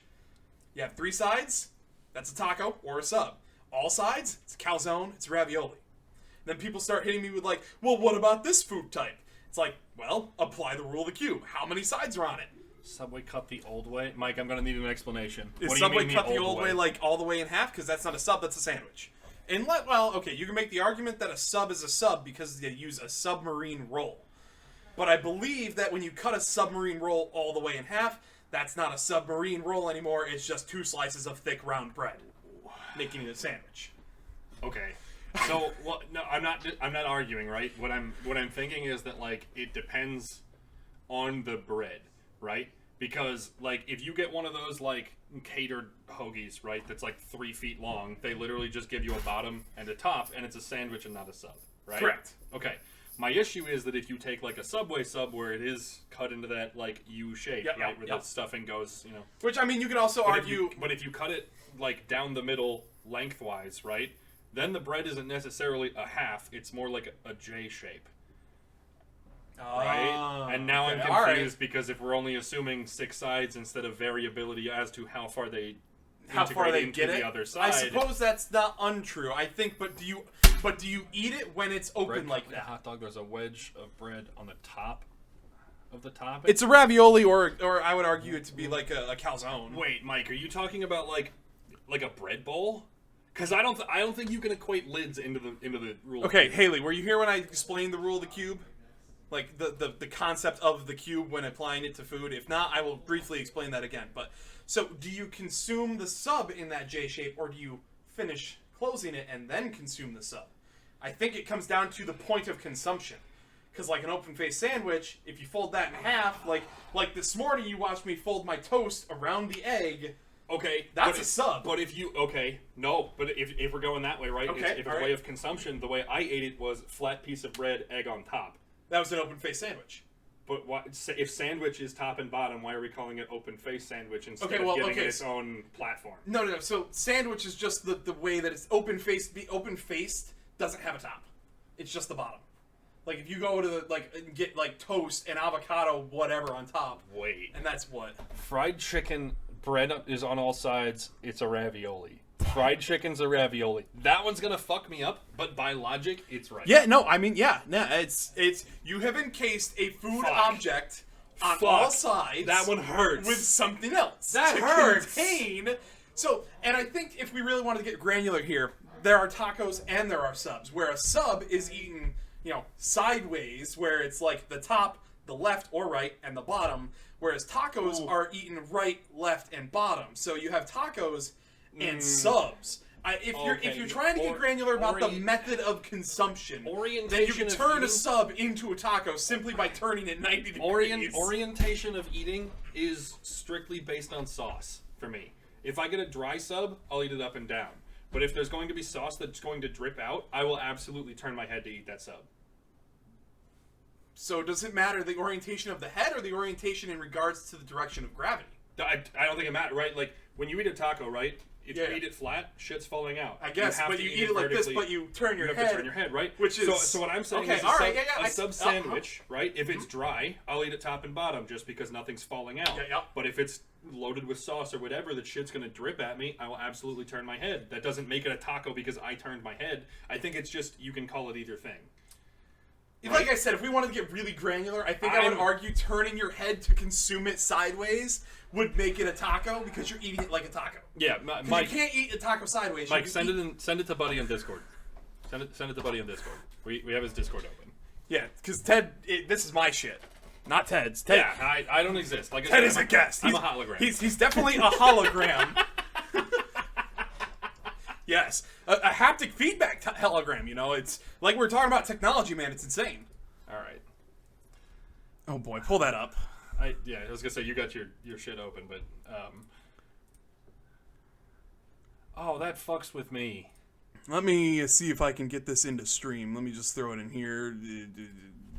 Jeez. Okay. Well, so if I do this, add source image, add source.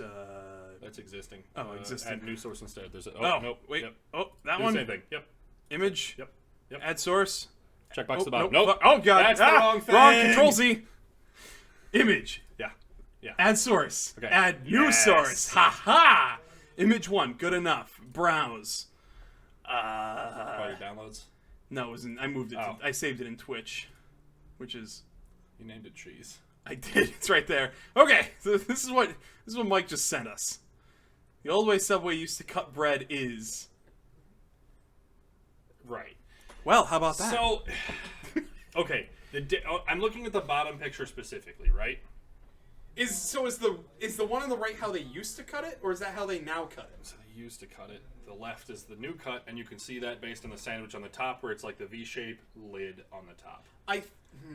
I can't factor the lid into the service, right? If I take a piece of fucking white bread and I throw it on the top of my taco, it doesn't change the fact that it's still a fucking taco. The bread just becomes a topping on the top of the taco. It doesn't close the cube. Right? I guess your argument is correct. I need you to specify. Are you adding bread to your taco as a topping, or are you adding it to complete something? Because if you're adding bread to complete a taco, it's not a taco. Now it's a burrito. Because you have 4 sides. And let's just assume for the sake of argument burritos have open ends, which they don't, obviously, but like... What I'm thinking is more take the cube instead of being 6 faces and being made up of 27 individual cubes. Oh, Jesus Christ. Well, like 3x3 across the top, yeah. middle, okay. like a Rubik's Cube, okay? So we're really getting granular here. Okay, so if I have a bread bowl, right, no lid, what I assume is that the only 2 with filling are the top middle and the middle of the cube. Right? Yeah. Putting the lid on the top of that does not change it from being a bread bowl to a burrito, right? Or a calzone or a ravioli, right? Okay. Yeah, no, yeah. It's still... The primary purpose of it is the bowl. You've just replaced the bread on the top. Does it need to be the same material? I think adding the reason we're discussing that is because I used a shitty taco example of white bread. No, I agree. But, like, I feel like, fried chicken. It's the same breading on all sides. It's a ravioli now. Sorry. So if we're gonna go back to the sandwiches, right? To put that lid back on the top doesn't make it not a sub for me, right? Okay. It's just you're replacing the thing that you cut out, so there's less waste. Yep. Called the gobbin, by the way. Sure. Okay. No, that's a thing. I'm learning new information. I'm just taking it out. Like what I like to do is like when I have like a hot dog or something, I'll open up the hot dog bun and then I'll take my finger and I'll dig out like a channel inside the bread, and that extra bread, my oma called it the gobbin. Okay. And you just ball that up into a meatball and eat it. And then you can fill so much more into the sub roll or the hot dog bun, or well, I guess the hot dog bun is a sub roll, isn't it? Yeah, it is. It is. But so my thought is that replacing the lid doesn't change. Good night, Miranda. Replacing the lid doesn't change the format.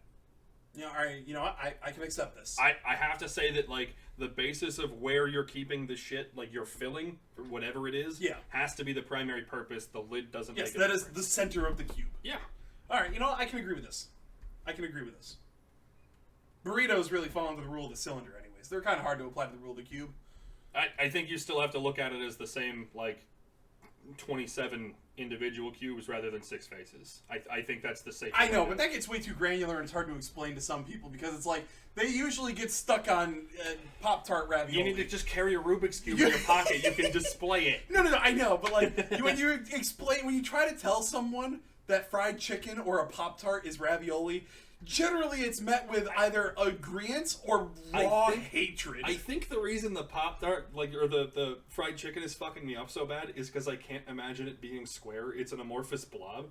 Like, it's accurate. It's a ravioli. By my own logic, I can't disagree with it, but it fucks me up because I can't make it into a square. Correct. There's no way, shape, or form that I could see a Minecraft fried chicken. Right? Like, that's what's getting to me. I can. But that's because I've got crazy 3D brain. It's just a square with fucking, like, breaded bullshit on the outside, and you're like, I promise there's chicken in the middle of this. There Like, really I can't see that. That doesn't work for me.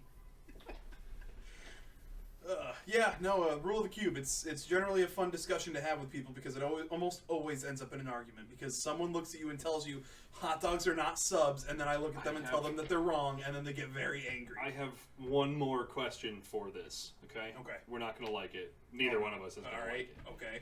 You ever made a meatloaf? Yes. You know how you have to use breadcrumbs to keep it together? Well, the bread is integrated throughout the meatloaf if you've properly emulsified it. Technically, then the bread makes up the entirety of the cube, but it's not a loaf of bread.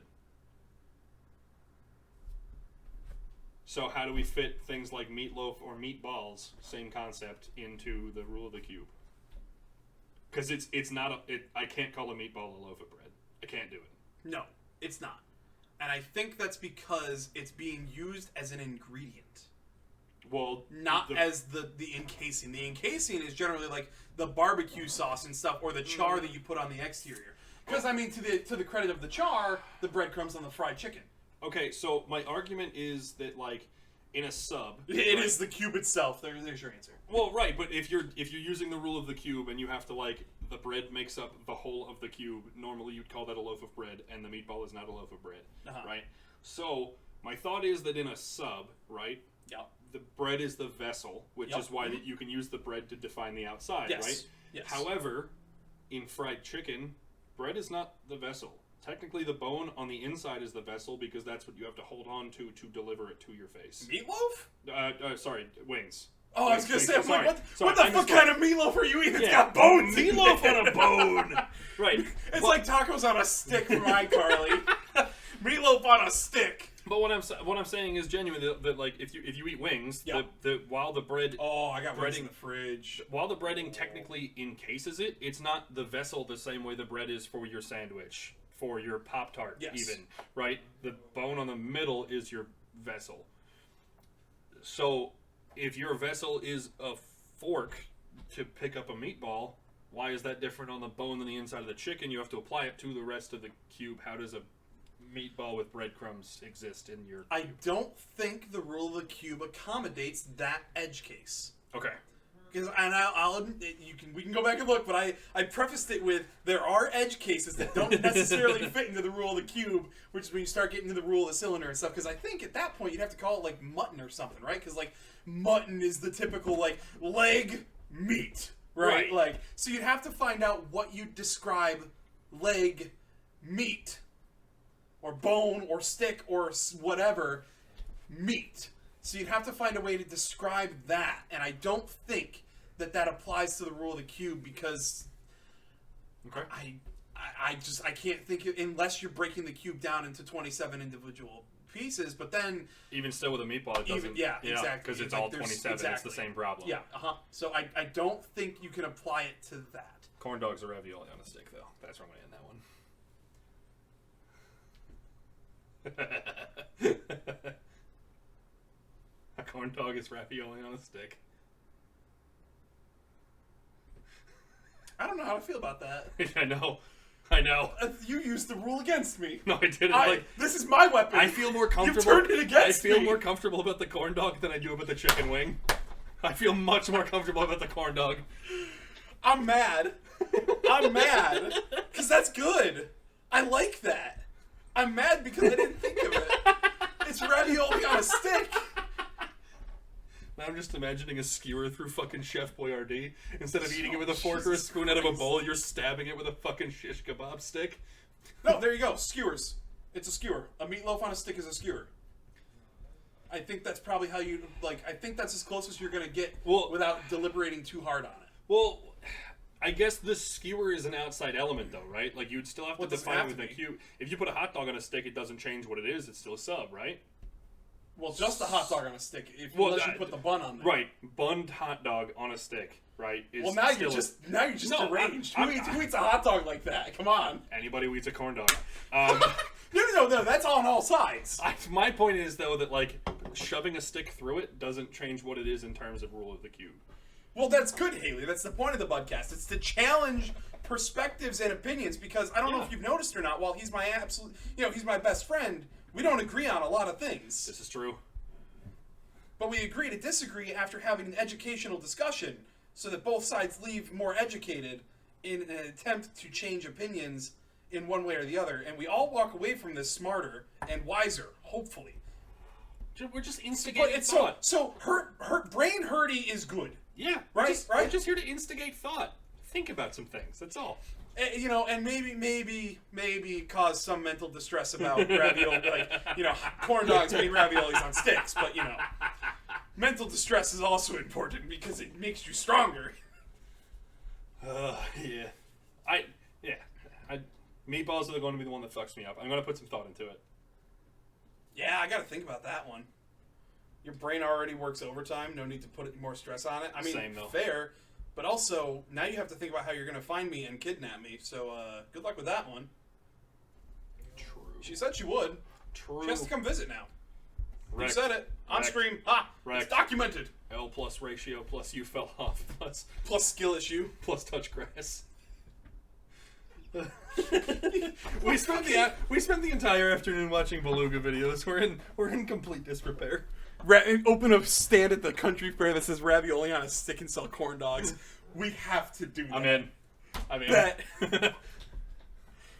Verb, I know what we're gonna do today. I don't think any one of us could be thin or furry. We don't need a pamphlet. We just need a fucking business card with a QR code that links to this video. That's what we easy right there. Boom. Yeah. Oh my god, could you imagine opening up a food truck called The Rule of the Cube, and then someone walks up and they order like a basket of raviolis, and it's just a bunch of small like deep fried Pop-Tarts? But we have to serve everything in a cube. We'd have to mash Pop-Tarts together to make an actual physical cube. Yes. Everything has to be completely perfectly Now you could do that, or hear me out. When someone comes up and they order a basket of raviolis, it's just a bunch of small Pop-Tarts. No, we give a conglomeration of everything that falls into the rule of ravioli. So there's some actual raviolis, there's some Pop-Tarts, there's some mini corn dogs on sticks. Right. Pigs in a blanket. It's a ravioli. That's it. That's just it. Like, you order ravioli and you've gotten 3 completely different varieties of bullshit. Oh, finding me and kidnapping me is no problem? Well, I'll see about that. Good luck with that one. I have chainmail. I wear armor. The first thing that happened when I showed up here is Bud's like, here's my weapon collection and where I keep them. Haley, I'm telling you, good luck. Good luck. Like, you're... You say that. I need to preface this to all of Twitch and anyone watching. I am not crazy, and I use all of my tools and toys and weapons in a responsible and safe manner. And I do not condone violence in any way, shape, or form. I'm just now saying, that being said, if you try to kidnap Bud out of his sleep, you might have a little bit of resistance. There would be resistance because I would feel that there was a threat to my life. But anyways, I won't get into that one. Oh, man. Here's all my weapons and where to find them. Yeah. Before I handed you anything, I taught you the proper safety. This is true. All of the tools and weapons that were in there. This is not disparagement by any stretch. Oh of no, the I know. imagination. I just want everyone to know that I am a very safe individual. I'm just letting Haley know that sleeping through deciding to fucking kidnap you is going to come with a bit of a struggle. Twitch got rid of hosting? Really? Oh, I didn't know that. I mean, not that I care, but So. can you still raid channels, right? But you can't like host them from yours. Yeah, you can't. Like, there's no auto host feature anymore. You can't be offline and showing another channel's thing on your. Well, how about that? So part of that I think is for safety and continuity, right? Which I don't necessarily mind. I can't tell you how many times I raided a channel who raids somebody else who raids somebody else, and then I walk up to my own channel displaying the most degenerate fucking dumb shit. I mean, that's fair. Right? Like, I know there was a whole issue when Ninja left Twitch for Facebook gaming, where the ads he did were. that too, didn't he? Yeah. Did he leave for another thing too and come back to Twitch and then leave again? Well, so Facebook gaming got. No, he left for. What was the other fucking thing that got bought by Facebook game? I don't remember. Anyway, when he left, Ninja's Twitch channel is still active at that point, right? He wasn't streaming to it, but he still owned the channel. Yeah. And they were displaying porn ads that reflected negatively on Ninja's character, even though he had no control over it, right? Oh. So, the idea that, like, my channel can't broadcast something that I don't condone, I think is totally fair, comfortable, and fine. And in the grand scheme of things... I mean, I never liked the hosting system anyways. I never hosted anyone. In the grand scheme of things, like, while it's cool for me to put on auto host, so if one of my friends goes live, you can see their content instead of mine while I'm not at my computer, I also recognize that, like, nobody was coming to my channel to figure out who else to watch, right? When I'm offline, nobody's fucking clicking on my shit, and I know it, right? Yeah. So it doesn't add to discoverability. I don't mind, on a surface level, Twitch getting rid of hosting. What I think negatively about it, my thought is that, like... Getting rid of it negatively? Yeah. Okay. Yeah. My only negative to it is that I don't have a way to say, hey, these are my friends, these are the people that I enjoy streaming with, or the other people whose content is similar to mine. Like, I don't have a way to recommend, here's other people, go watch. That's fair. But in the grand scheme of things, like I said, nobody's coming to my channel looking for somebody different to watch. Yeah. People come to my channel because they caught me live in a game and I use TTV in my username. Or because they were looking for a certain game, I'm live playing it, and now they're here. Right? Raids are still great. Send it to somebody who is live. You violently get sent to another channel that I condone. Right? But nobody's coming... Once I complete that raid and turn my stream off, nobody's coming to my stream going, who was Ted watching? Then now I can go watch them instead. Yeah, right? No, that's true. I don't mind hosting going away. I get why it's scary for some streamers, but I don't. Here's the thing, is that, like, what you can do instead is, like, if you have a set of routine viewers, go raid that channel or post it in a Discord or the Bills game is on right whatever. Now, right? 9 o'clock. Oh shit, yeah, it is. How much money am I losing?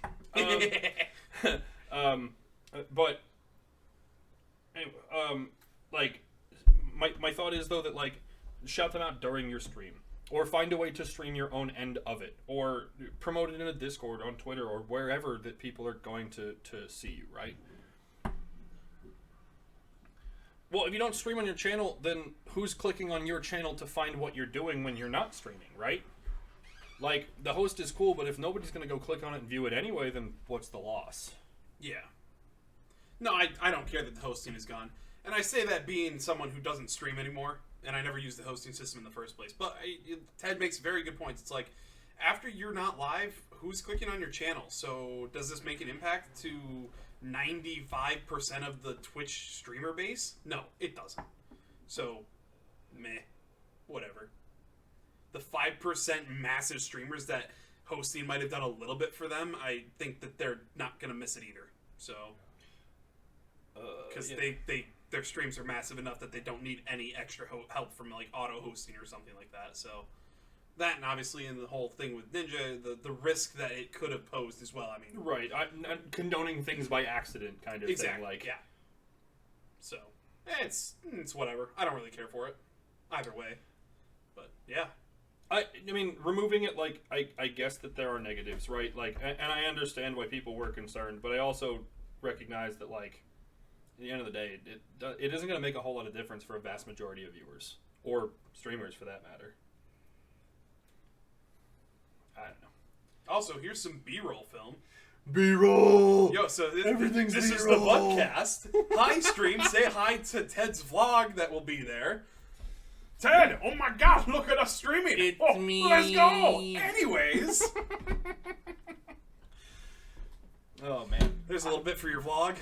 Vlogging, man, is so fucking hard because if you're, like, I know Mike experienced this as we were in the same places. I know he just did his own recently that you should go check out on the fucking YouTube channel because it's a banger. But I don't think I have a YouTube command. I might. Well, you can find it in the Discord. Hold up. Why am Your I? own chat rules. YouTube. Yeah, YouTube. Yopatube. Nope. Nope. Does this link even work anymore? F. No, my Nightbot probably has been, like, deactivated. Yeah. It's been 5 months. Yeah.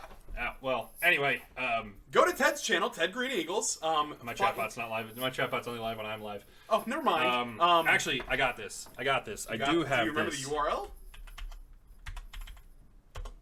Is that / Nope. tr.ee/Ted Green Eagles. No spaces.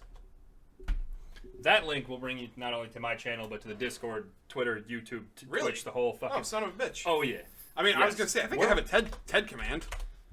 That's Tess. Tess. Ted. There we go.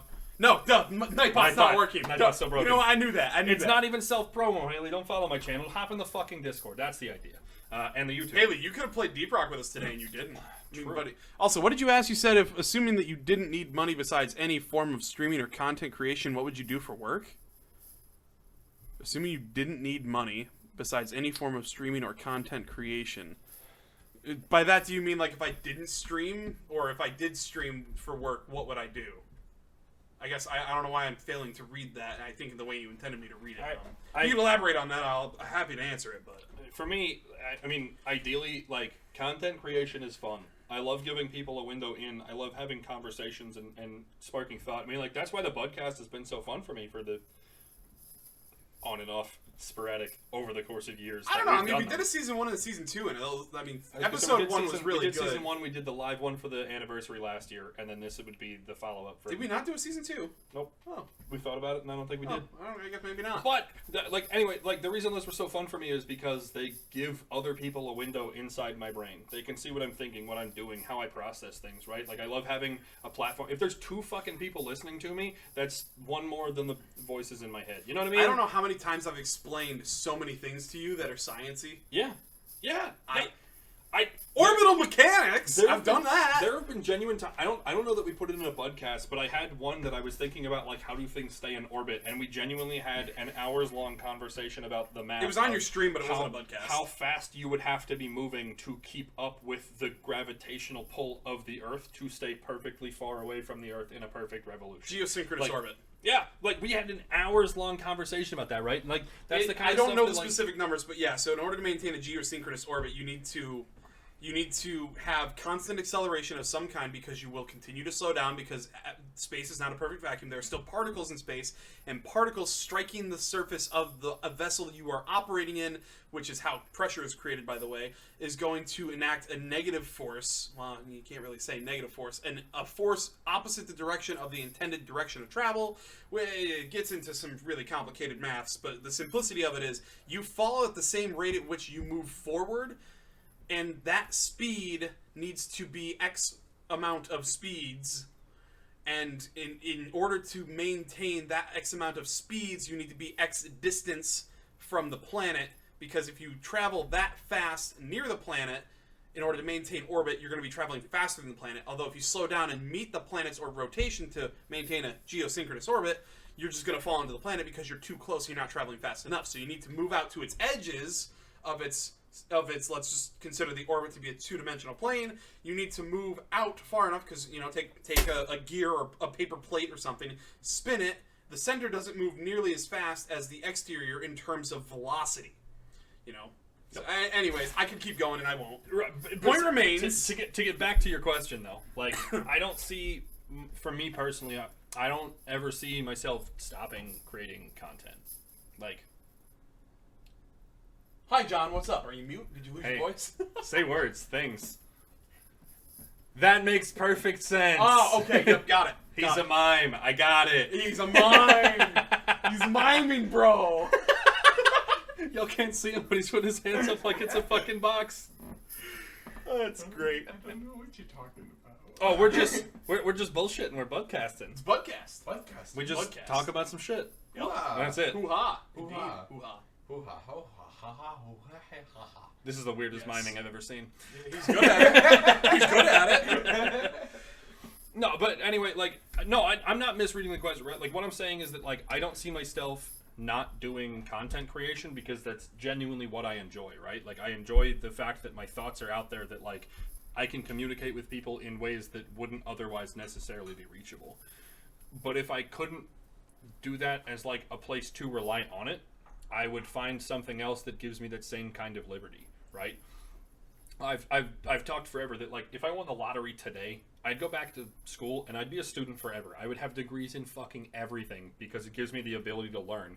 But I also know that, like, education and being in a classroom gives me the platform to convey ideas, to talk about my thought, right? Like, to express my ideas and my understanding in ways that aren't the same, right? So I'm not sitting here being like, man, I'd be a Twitch streamer forever, right? Like that's I can't even tell you honestly now that that's an ideal career, right? But what I can say is It's a that, hard like, career. I mean, man, I've been busting my ass for Content fucking creation TikTok. and then editing, networking, outsource, you know, that's all. I've been busting my ass for fucking TikTok like it's a full-time fucking job for weeks. I have 4 fucking TikToks posted. That's like my point is though that, like, my thought for, like, something ideal. Curious.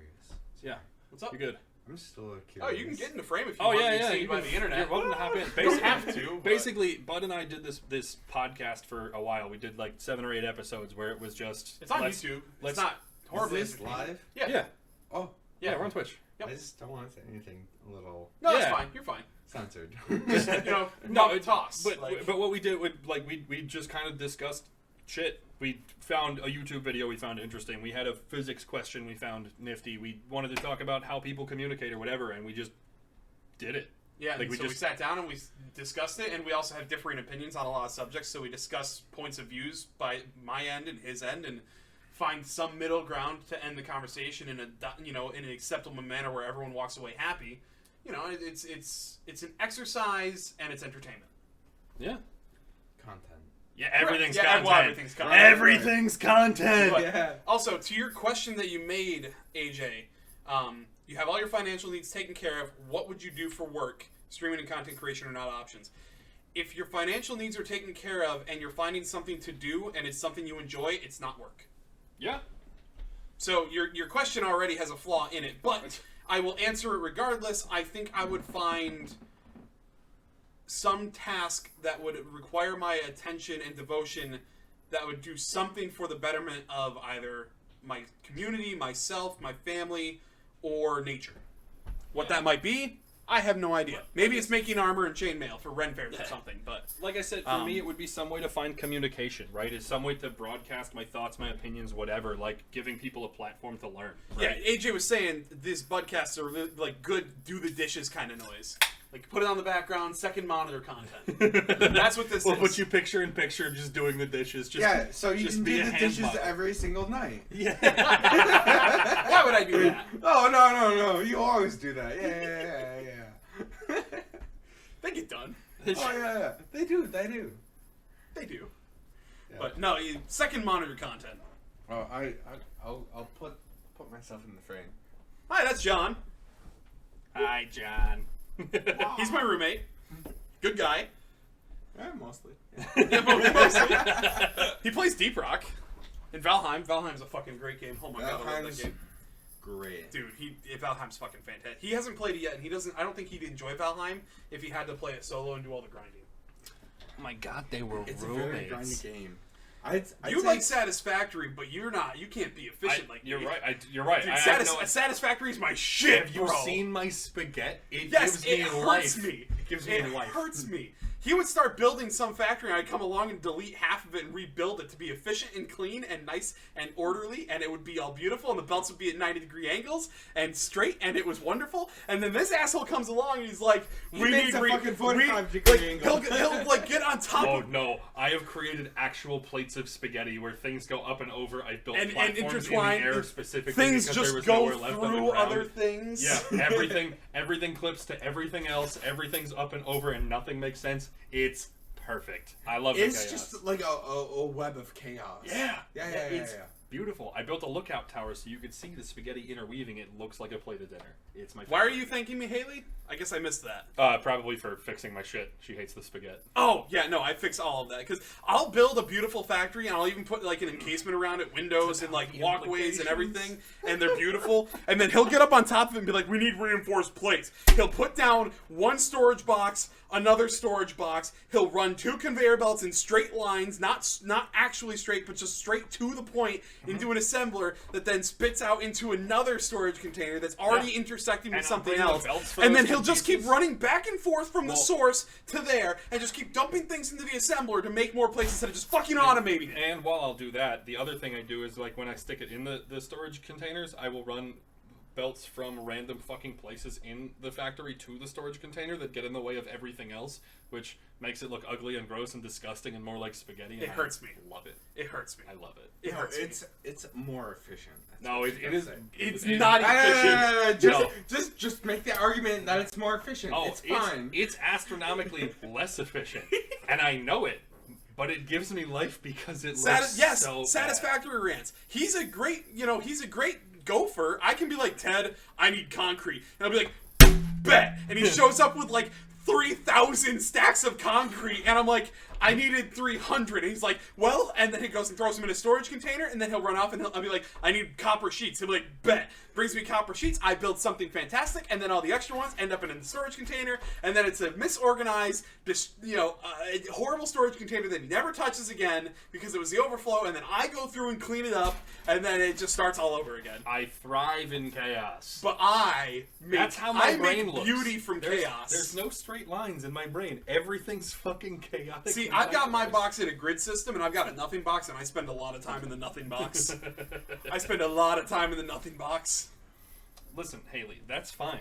No, it's not. Ted, no, that's not the rant. It's just that Ted's different from me. That's the rant. True. Definitely not smooth brain. There's lots of ripples. Dude, my brain's so smooth, the insults slide right off. Mine's like a walnut, though. There's lots of ridges, but you really crack it open and there's very little value on the inside, and it was small to begin with. Dude, my brain's so wrinkly. That's also a dick joke. My brain is so wrinkly. Buddy's brain is all polygons. Yeah, it's all polygons, yeah. It's low res. Just like that technology. He has no texture pack installed in the brain. I need to get like an updated Minecraft texture pack. It gets all like the 3D textures in my brain. Give my brain ray tracing. Give my brain ray tracing. Although, that does remind me about, it's a mathematical concept. Oh god, what the hell are they called? Where you have a finite space but infinite surface area. And I don't remember what the hell they're called. They're like... What the hell? Fractals! They're fractals. That's what they're called. Are you familiar? So fractals are like where you have... I'm still stuck on the explanation. Okay, so like fractals are where you have a pattern of 5 cubes or something, and then in each cube is that same pattern again, and then inside that cube is that same pattern, and then inside one of those cubes, and like here, I'll pull up a picture of it. Okay. I probably won't put it on stream, but just because fractals are fucking cool. That's a fractal. So a fractal is like you can infinitely, these are all like artistic renditions of it, but a fractal is like you can infinitely zoom in on this, and this curly pattern will continue indefinitely. And it's a fractal. It's an infinite recurring pattern. It's a math concept, and like some of the more famous fractals that I don't remember the name of. I'm stuck on the way Bud defined it, where it's like... Finite space, infinite surface area. Right. Yep. What the fuck? This is actually one of the most famous fractal, the Mandelbrot set. A lot of math and science goes into this one. But the gist of it, and anyone at home that wants to see this, Google the Mandelbrot fractal, and you'll find it. On each one of... So it maintains a finite space, this photo. It's finite. But if you continue to zoom in on these branches, this pattern continues indefinitely. It never stops. As long as you have in pencils. theory, well, yeah, I know, right? Yeah. As long as you have pencils that go small enough, no. So in theory, those patterns continue indefinitely to an infinitesimally small point in space that just never ends, and it just keeps going and going and going and going, and therefore creating effectively infinite surface area in a finite space. And this kind of gets into the concept of infinity, where you think infinity is this really generic number, and you're like, yeah, 1 to infinity, except that infinity exists between 1 and 1.1. Infinity exists between 1 and 0.0001. Infinity exists between 1 and 1.00000000001, because you can always add another 0.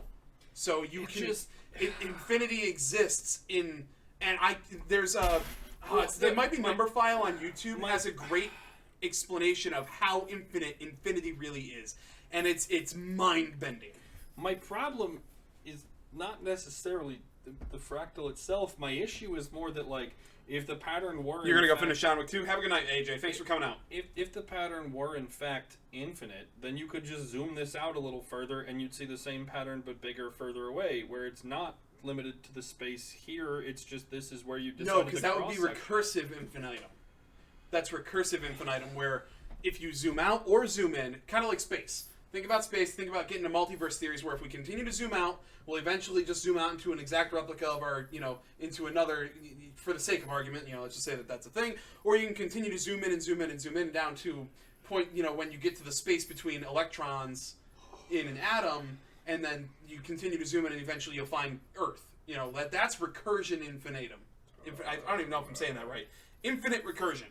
This is not recursion. This is everything you're seeing, and this is the start of the pattern, because it does have a start, and then it zooms in infinitely. But it's just like it's taking the concept of infinity and just giving it an outer limit, so that the only way you're looking is one-dimensionally in. What's the difference between you're neglecting looking the other way out? Similarly, from 1 to 2, you're neglecting to look beyond 0 down. And you're from 1 to 0, but you're also ignoring to look from 2 to up, because infinite already exists between 1 and 2. Well, similarly exists from 2 to infinity. Right, but that's just it, right? Is that while there are technically an infinite number of numbers between 1 and 2, right? Like, you're also limiting it to that amount of space. You're confining how far infinity can go on either end.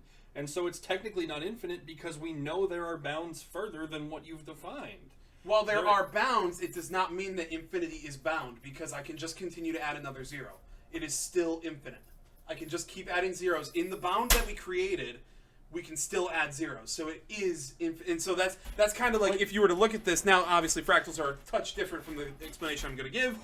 If we consider that the focus, that what we're looking at right now is 1 to 2 and everything in between, it's still infinite, because no matter what, you can continue to zoom in on that, and you'll always find something different. Right, but you're still binding it. That, like, it's intentionally neglecting the width of infinity, because what you have is already infinite. Exactly. That's so fucking dumb. So aren't imaginary numbers, yet they occur naturally in nature.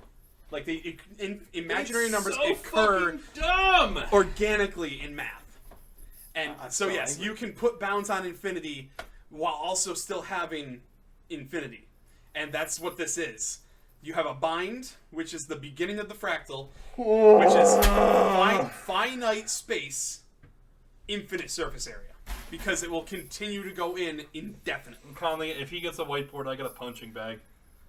No, I should buy a whiteboard. That'd be fun. But Conley, I don't know if you're familiar with fractals and the concepts of infinity, but I mean, that's more or less it. Like, a fractal is a finite area defined by infinite surface area. It's an infinite bound of an infinite system. Like, it's a finite bound with infinity in between. And that's because infinity, and this is the thing that gets a lot of people too, is infinity is so massive. Because you think of infinity, you think 1 to, and you think in whole numbers, because that's what we operate in every day. You think 1 to blah, blah, blah. Okay, you can play with the chain, baby. You can play with the chain, baby. You think as big as big ass whiteboard And and a lasers. projector and different colored markers. Yeah, it'd be great. You can put bounds on infinity simply because it's a concept. It's not Right. real. It's real, but it's not. It's not a definite point. It's a concept of... Yes, because Right. you can approach. It's That like part makes sense. Calculus. As you approach the limit near zero, the line continues to get closer and closer to zero for like forever, but it will never squared. touch zero. And it will go. It doesn't matter how far out you go. That line will never touch zero, but it will become infinitesimally close. But it will never touch, and it'll keep going. And it'll keep getting closer and closer and closer. Yeah. It's the limit as you approach zero. That part makes sense to me, right? Like, I understand the concept No. of infinity. That doesn't Yeah. bother me. It's putting strict definitions. Infinity exists between here. Yep. You're ignoring all of this and all of this. Well, I mean, I guess yes, we're ignoring it technically by putting a bound on right. 1 to 2. That's but what's there's still- fucking bothering It me. doesn't, but the bounds don't matter. The I bounds, know, because it's still fucking you infinite can- in you can between. put- I'm mad. You can put an infinite bound on the upper end and an infinite bound on the lower end, and you still have infinity. Infinity never changes. So how about what is it? X squared and negative x squared. It's kind of like that on the graph together. It's Yeah, like asymptotic. never touch y. Yeah, asymptotic Yeah. spikes that Is will that it? come infinitesimally close to each other, but will never ever touch. Yeah. Yeah, they will continue That, for that infinity. is infinity. Yes. Yeah. That is a Yeah, way to. That is a way to describe infinity. Similarly, fractals are a way to describe infinity. Numbers between 1 and 2 is a way to describe infinity. Haley, if you're confused, right? So, like, I'm there, an architect. I'm not He's an an engineer architect. like these two. He's a psych mate. I'm an engineer. We're doing great. Yeah. in the grand scheme of things, right? Like, to conceptualize infinity. Yeah, infinite recursion in computer science is fractals. By the Yeah, way. yeah. It just like to consider infinity is that if you started counting whole numbers, right, you'd never stop counting. There is no end point. It's literally forever. Just keep No adding matter ones what, and zeros. no matter what number you name, there's one higher than it. Add 1 plus 1. Right? Like, forever. There's no concept of it stopping, right? What Bud's describing here is that if you pick all of the numbers in decimals between 1 and 2, right? You could say 1.5. Well, now there's 1.75. Well, now there's 1.85. Right. Add a zero. 1.87. 1.88. And the number of, 1.881. and if it's just 1.1, 1.01, 1.001, like, you never have to stop adding those zeros, and those numbers still exist, right? The reason that I have a problem with it is because you're defining a very clear starting and end point. If you're getting all of the numbers between 1 and 2, you never have to stop. There's never a limit. Like, you're always going to have another number, another one further way to break it down, another number to count, something else that breaks it down further, gets more specific, right? But at the end of the day, the highest you're ever going to be is 2. The lowest you're ever going to be is 1. You're ignoring 3. You're ignoring 4. Like, it's You want to know the infinite, fun part? You'll never get to 2. right? You'll Well, never I mean, get there. But, Unless like, you but- intentionally skip to it. Right, but that's because it's infinite between 1 and 2. Exactly. That's absolutely accurate, right? But the issue Oh, comes in that hey, like, Jess. you're How ignoring are you? that there's all of these things beyond 2. There's all of these things less than 1, right? It fucks with me. I love it. It hurts my brain and I love it. Yeah, the concept of infinity is difficult to grasp. And you want to know the really, really shitty part? I'm about to blow your mind even more. We can summarize it into one simple equation. X is equal to x plus 1. That's infinity, right there. Yeah. That's it. Yeah. X is equal to x plus 1, where x is 1. 2 plus 2 equal is to fish. 1 plus 1. Yes, 2 plus 2 is fish. And the answer to life, the universe, and everything is 42. Yes. I've not read the Hitchhiker's. 43? No, it's 42. Isn't that 42? Hitchhiker's Guide to the Galaxy? Oh, I actually, my They coworker go on this giant fucking quest to get to this supercomputer that has all of the answers to all of It life's spits out burning 42. questions. What's the answer to life, the universe, and everything? Computing? 42. And that's just it. That's it. 42 is that it. 42? 42. My- 43? 42. That's it. No. Yeah. Okay. So long. Thanks for all the fish. That's actually the book that my coworker has at work right now, and I started reading it. I got to chapter 4, and I want to read I want to read them all. Chef's Kiss. Like, That movie was a gem. Chef's Kiss? What? No, Oh. The Hitchhiker's Guide to the Galaxy. Oh yeah, I didn't know it was a movie. Chef's kiss. Should I watch the movie first, or should I read the book first? The book's way better. So if I read the book, am I going to hate the movie because I'm going to have a warped perception of what I'm expecting the movie to be? The book is going to give I understand we're circling back. I'm good at that. The book is going to be like a real journey. The movie is just kind of giggling at said journey. They're very different experiences. Yeah, fair enough. But no, yes, Infinity is brain hurty.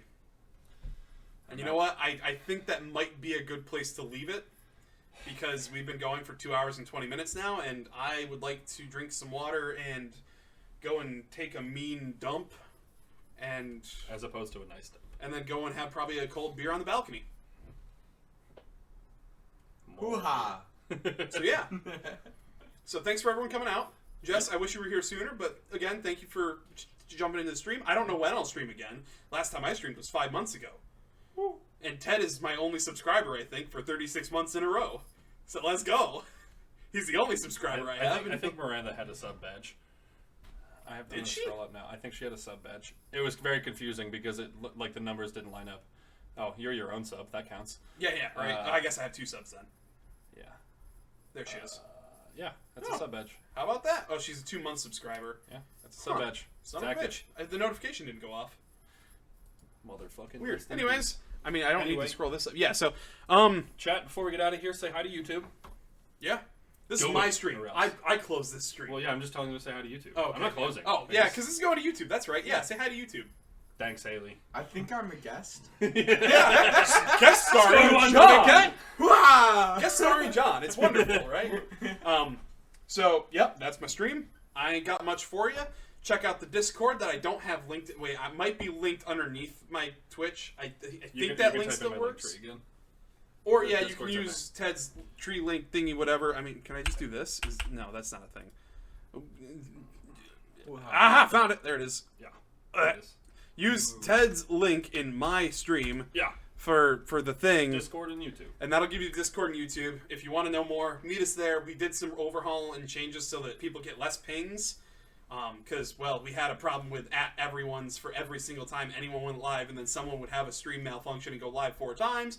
And then, then we had someone who finally came back to the Discord to say hi, who had over 1,000 notifications from our server. So we got rid of the @everyone's because it was probably the reason a lot of people muted the server and didn't interact with the community as much. So we got rid of those. We overhauled it a little bit. So if you're still interested, please come by the Discord, say hi. We all play games. We play Deep Rock generally every Sunday. Not this Sunday. I think we played last Saturday.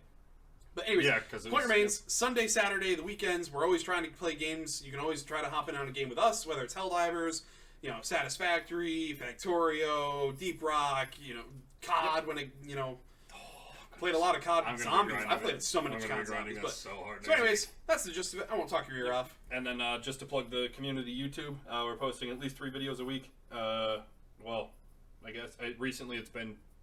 Yeah. No, it's been 2. But my Let's Plays are coming back, so there'll be at least 3 videos a week once I get back and can actually have the tools to edit. There's still currently 2 videos going up a week. The vlog from this trip will actually come out, and you guys have already been acknowledged by the camera. Oh yeah, just Ted's here for real. Yeah. It's like it's real Ted. I can touch him. I'm just a really good hologram. First time I could only see Buddy, and suddenly there was a hand across my face. There was a quarter second of terror before I realized this is really funny. I'm sorry. No, it's okay. It was great. It was great. That was good. It was great. I couldn't see it, and then there was anyways. That's just fun again. That was good. That was good. I don't think I'm gonna bother rating anyone because I don't know if anyone's even live right now. If Bluntosaurus is live, he's not. So. I haven't seen Blunt in so long. His stream schedule and mine have not aligned. Yeah, because he's a night guy. You are a morning guy.